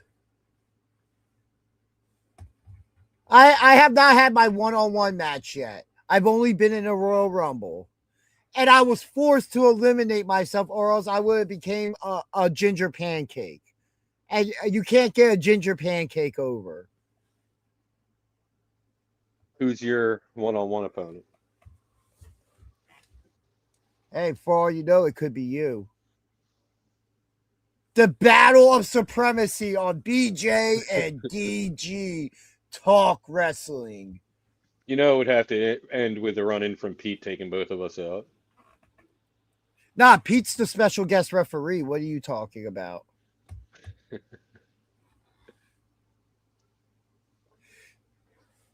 Because I know I've scouted the PWSA, and I know who I'd like to face. I got a couple people. Oh, I got a couple people too. I think I could work something out with. That would be fun. But yeah, I got some work to do first. I want to work Pat Dynamite for the PWU title.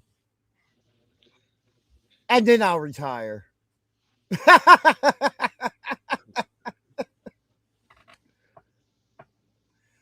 Leave your glasses in the ring. And then be like, wait, I need them. All right, All and right, the we're bell underway. has rung, and we are underway. A couple big shots to Brock to start the match from Oba.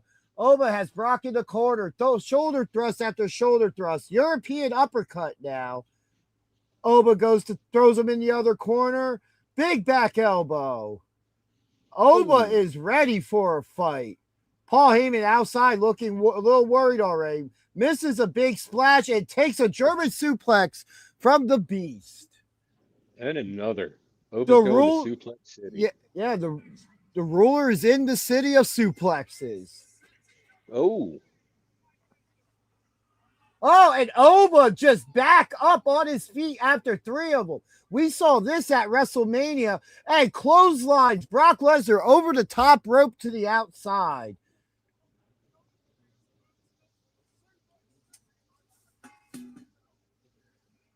Oh, smashes Brock's face into the ring apron. Out of the Oba. way, cameraman. Yeah, throwing Brock into the side, into the cell in front of the cameraman. Brock trying to create some space, whips Oba into the steel steps. Honestly, I'm going to say is I don't think we've ever seen 2 monsters like this in Hell in a Cell before, outside of Taker and Brock. Yeah, that is true. I mean,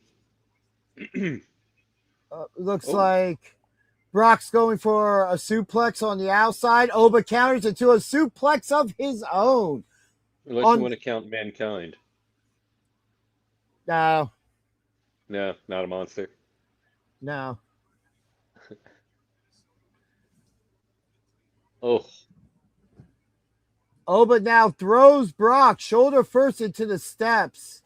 Those steel steps absolutely exploded when Brock hit. Yeah. Heyman trying to check on Brock from the outside. Oba going under the ring and has a table. We are wasting no time. No Slim Jim? Oh, there's the Slim Jim logo. The Slim Jim, we have confirmation. It is the Slim Jim table. Oba sets the table up outside the ring, leaning up against the inside part of the cell. And throws Brock Lesnar through it.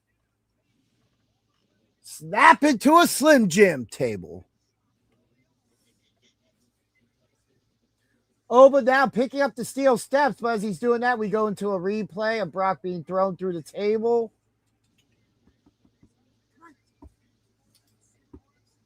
Oba looking dominant early on in this match. Oba now pulling out weapons into the ring there. Yeah, a couple steel chairs, and he took the steel steps and put them in the ring. Ooh. And you gotta call the action because Mrs. Danger Ginger with her phone accidentally turned the TV off. Okay. Outside interference, you're disqualified. You're So kicked Lesnar out of the takes Oba room. down. Lesnar takes Oba down with a couple of shots from the ejected. steel steps. Oh, well. Oba makes it to his feet. Lesnar takes him down with another shot from the steel steps.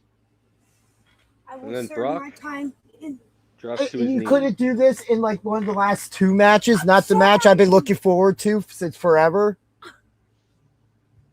Well, I was making Khaleesi's bed, so. Oh shit! I thought I muted my mic. My bad. Just keep talking over me, damn it! What's going on, man? I couldn't tell if we were in a replay or not, but we are not. There's another German suplex from Lesnar. Oba, after, what was it, 3 shots from the steel steps and a German suplex, is struggling to make his way back to his feet. Lesnar stalks him, sets him up for another German, nails him with another.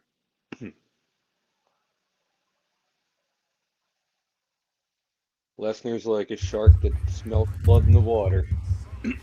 All right, and I am live. Brock Lesnar has the steel chair. Oh, my back! What a devastating steel chair shot from Lesnar. Holy crap!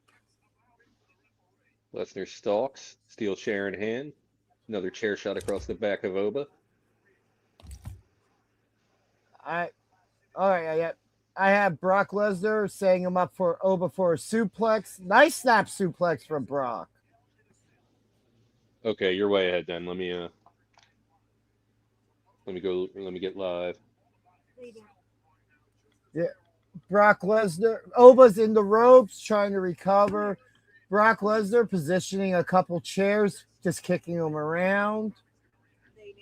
Brock Lesnar just stalking his prey like the beast does.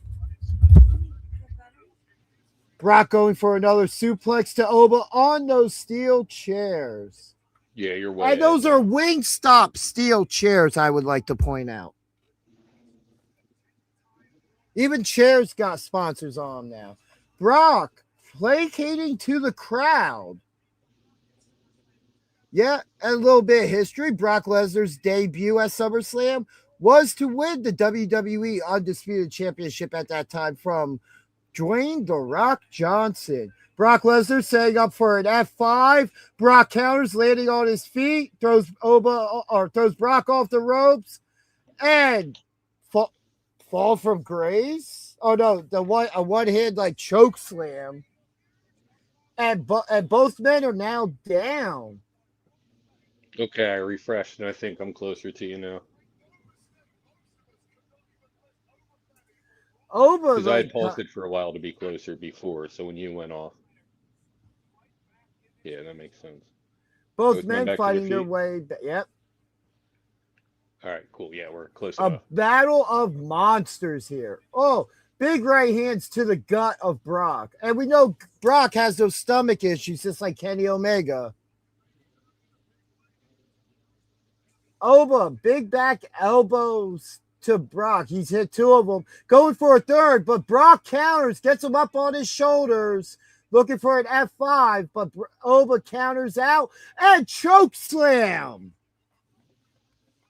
And now, Oba big was kind of like the John Cena belly the back type slam, setting up. Just looked like he just picked him up and dropped him. Yeah, Oba looking for fall of grace.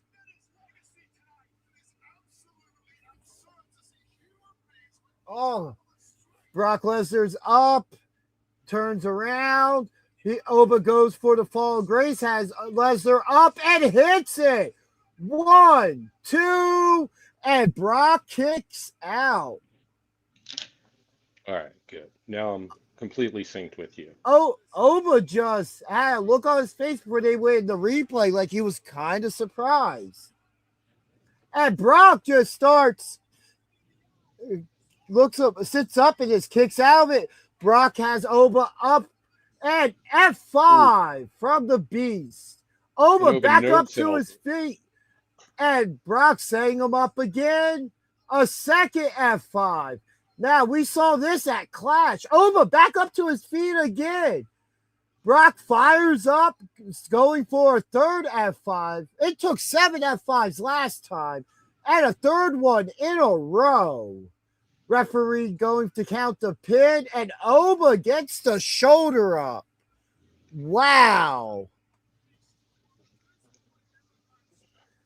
Just wow. Put a barrage by Brock Lesnar of F5. He basically just dropped the F5 nukes on Oba and couldn't put him down. But Oba obviously now just has to recover, and Brock currently figuring out what he wants to do, but that's giving Oba time to recover. Brock with the chair, another big chair shot to the back of Oba. A second one, third. Just raining down chair shots now. And just like in 2K, you hit him more than 4 times, so the chair is no longer usable. Yep. Hey, at least we know it's accurate. Oh, wait. Brock was kicking at, he's ripping up the canvas off of the ring, which, as you can see, it's only a thin pad there. And then it's wooden boards under that. And he's going for the padding now, exposing the wooden boards of the ring, which I have helped personally with setting up a ring. Yeah, the wooden boards under the padding and canvas have now been exposed.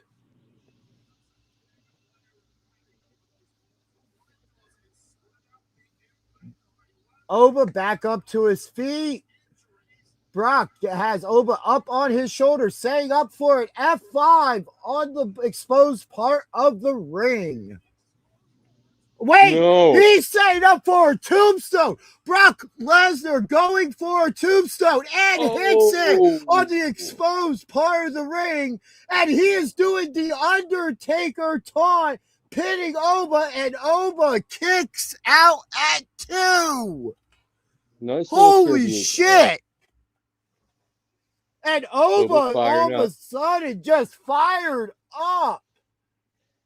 It's like the tombstone may have woken up Oba Femi. Brock grabbing a steel chair as he is getting up. Going to swing it. Oba punches it out of his hand. Gets him up. Has Brock up on his shoulders. Fall from grace right next to the exposed part of the ring and gets the 3 count. Your winner, the ruler, Oba Femi. Wow. For Oba Femi to survive what he just survived says a lot. And if you'll notice, Oba did not even hit that power bomb onto the exposed part of the ring. No, he did not. Lesnar is no longer the bigger man. The next big thing, you're the old thing, buddy. All right, due we're gonna respect, take I a don't want to peek go at to his gloves off Suplex again. City.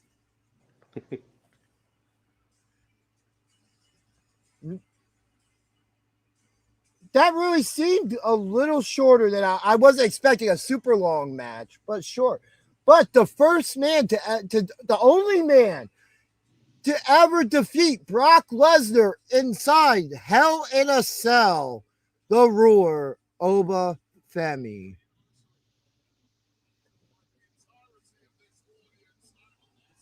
That 2 Undertaker callbacks to their matches. Yeah.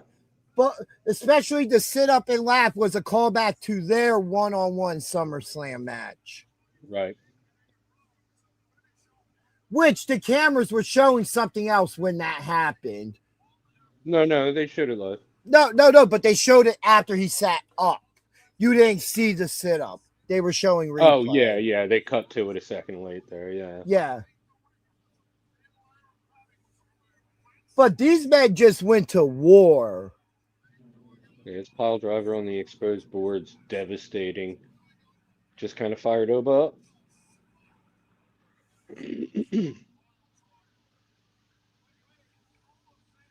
Just wow, as they show the replay of the tombstone, which just fired Oba up. That's what I just said.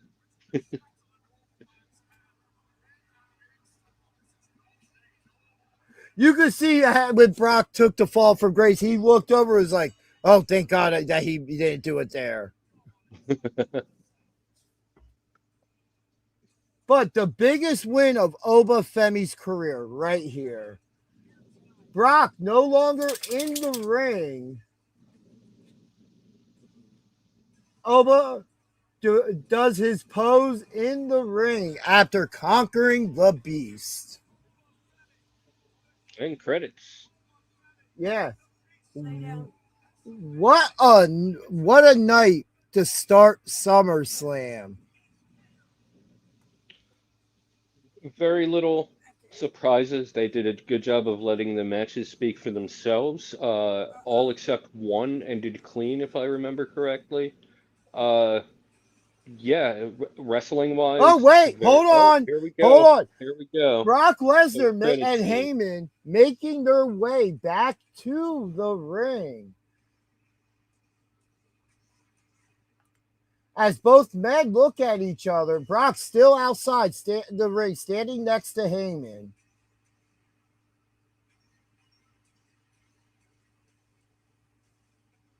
If these men don't have respect for each other now, after the 3 wars they went through. All right, Brock Lesnar get up on the apron, getting back in the ring. Brock takes his gloves off, holds out his hand, but instead hugs Obafemi, who looks generally surprised at the moment. And Brock raises Obafemi's hand. Heyman standing on the apron. Oh, Brock Lesnar now calling for a microphone.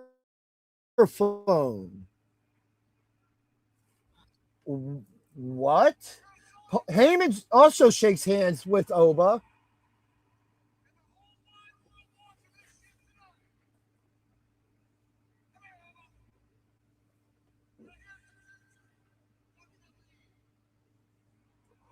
Brock Lesnar calls Oba the future of WWE.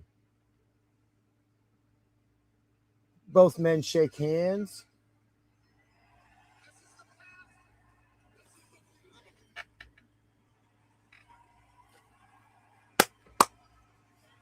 Brock Lesnar says himself, he is the past and Oba is the future.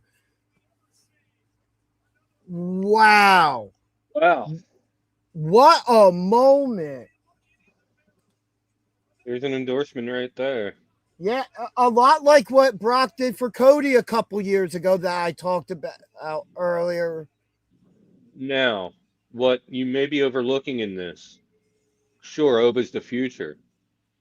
Brock referred to himself as the past. Are we going to read into that and think maybe that could have been him passing the torch and like an Yes. official No, retirement? you know, I'm not going to say official retirement, but I would say since the workup going into WrestleMania, I would say that this is a passing of the torch moment of that big versatile guy thing, you know, because in all honesty, I've said it about Oba from the beginning. He reminds me a lot of Brock Lesnar in his ring style, in how he can move, especially we're talking about Brock Lesnar 24 years ago and that athleticism where he could do anything. You know, this So you was don't think that's it for Lesnar? no. I think we see Lesnar again. But if not, you don't hear Brock Lesnar get on the mic and give those endorsements. Like I said, the last time we saw something like that, it was with Cody. He just raised Cody's hand, which was a moment he just did on his own. That wasn't part of what was supposed to happen or anything like that. So if he is involved in the future landscape, what are we thinking for him as far as a feud? Gunther? Maybe. That would be the next person on the list, but I don't think now we don't see him till Royal Rumble. Honestly, Oh no, I agree. I like, think. I think it's something whatever happens in the Rumble. But whenever I say that, he's on Raw the next night. Or not him necessarily, but whenever I say that about anyone, like, oh yeah, we're not going to see them for a while. Bailey popped right back up. I've said it so many times, and it's every time. But wow, just wow. So now I have a question for you. This wasn't exactly how I mapped it out, but almost a year ago when I started talking about all this, and I said what they needed to do it. You know, you gave him a couple wins, you started getting him bigger opponents and in bigger spots. Look at where this man is now. Yeah. You know, Yeah. like They I saw it in NXT well before a year ago. I You still know, feel like they're fast tracking him. But I'm happy with the decision to not give him any gold yet. because he has time. I think now. Here's the question: where does Obafemi go from here? Is Obafemi possibly Mr. He Money in the challenges the winner. Bank? He challenges the winner tomorrow night. He can, but it is declared that his title shot was forfeited for No, this no, match. no. I'm gonna paint a picture. I know, but I'm gonna paint a picture here. He comes out. He's cutting a promo. Music hits. Who is it that comes out and challenges him?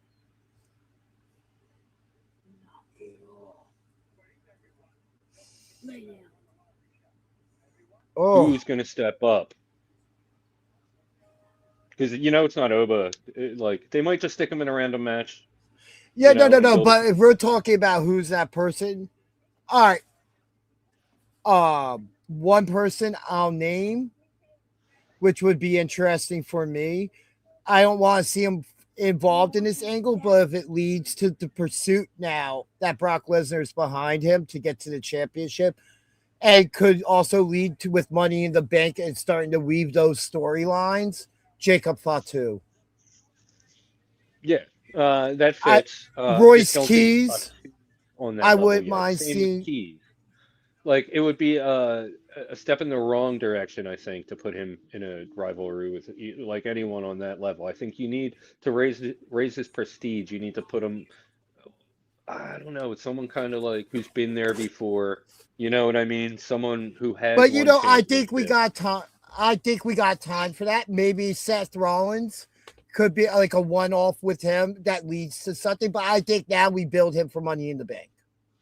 I think Oba's in the Money in the Bank ladder match. Oh yeah, no, I get Win that, or but I think lose, he's in that match. there's definitely going to be some kind of feud in between though.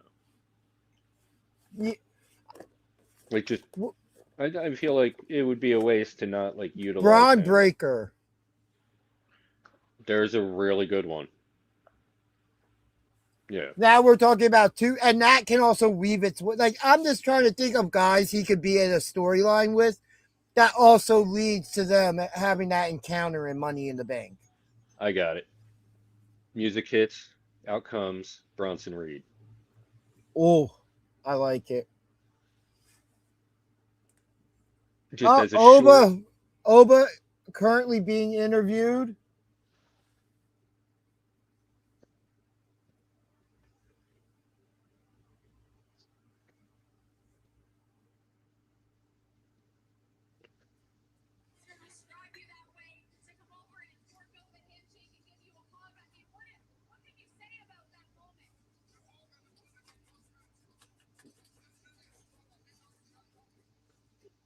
He was asked about the public endorsement from Brock.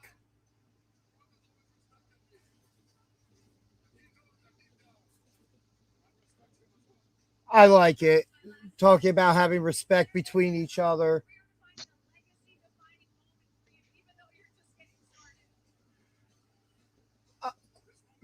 I do agree kind of with that. This is a legacy defining moment early on in somebody's career. well, it sets a standard, that Obafemi's kind of got to live up to now. I mean, Yeah, Joe Hill in the chat, I agree. Oh, there we go. I give it better than decent. Action-wise, it was one of the better shows. There wasn't a lot of screwy stuff. There was a no, little bit of a surprise. we got Randy Orton return tonight, which I'm looking forward to picking back up on that Randy Cody feud. We got the obvious Bella Twins turn on Paige. Yeah, the Orton return was perfect. Yeah, it was exactly what it needed to be. And we got something that we don't get on a lot of PLEs, which is clean finishes. Yeah, like everything went the way it kind of should have. Outside, I would say the one thing I would say should have gone the other way was Io winning the world title. I E- agree, but you got to figure they're going somewhere with this. yeah, we've been figuring out with Liv Morgan since WrestleMania. Yeah, I don't know. Maybe the Judgment Day will break up tomorrow. Yeah, I feel like we've been saying that for months, for years now. There, but in the end, I really thought that this show actually lived up to my expectation. I do think this is going to be the best show overall of both nights when it comes to in-ring action, returns. Right. Tomorrow we'll have surprises and it'll have screwy stuff. Yeah. You know what I mean? I feel like they were putting that off for tomorrow because the card kind of spoke for itself today. It didn't need all that. Not that not that it needs it, but they can't help themselves. Yeah. Overall, though, honestly, it was an amazing show tonight. I really enjoyed it. The women's match was a bit of the low point for me, but I expected that as my low point, especially going into what we saw in the WWE Championship match and Hell in a Cell. Yeah. Yeah, the women's six-way you're talking about, or six Six-person tag, yeah. Yeah. Um, I'm still on the fence about Solo being a full-blown face.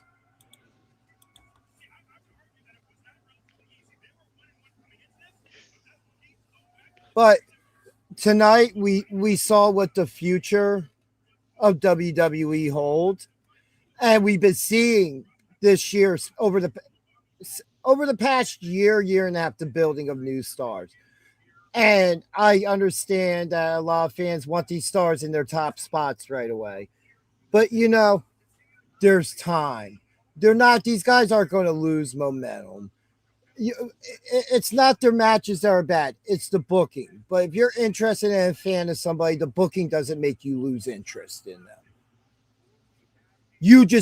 I feel like people just generally lose interest. If you have a favorite superstar, I have favorite stars when I was younger. They were in a crappy story, I didn't care. I just wanted to see them wrestle.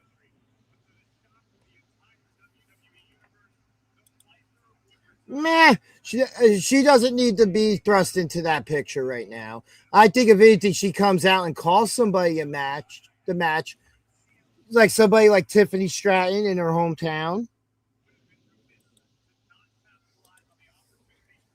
yeah, we're definitely going to see some interference one way or another in that match. Yeah. But overall, great show tonight. I had a lot of fun sitting here doing this. Everybody, don't forget to catch us tomorrow night, same time, starting at 5:30 p.m. Eastern Standard Time. Monday night at 10:30 or after Raw ends. And then don't forget Tuesday, Indie Spotlight, where we recap everything that happened at the Pro Wrestling Star Academy with Hybrid's first full show there, Hybrid Rules. And remember, as always, you never know who could show up. Exactly. But at this point, we are out of here. Joe Hale, thank you. But everybody, as I always say, please be good to each other. Stay safe out there. Enjoy some wrestling. I hope everybody enjoyed the show tonight. And we will see you tomorrow. I am the Danger Ginger. That's BJ over here. And we will catch you tomorrow night. Peace.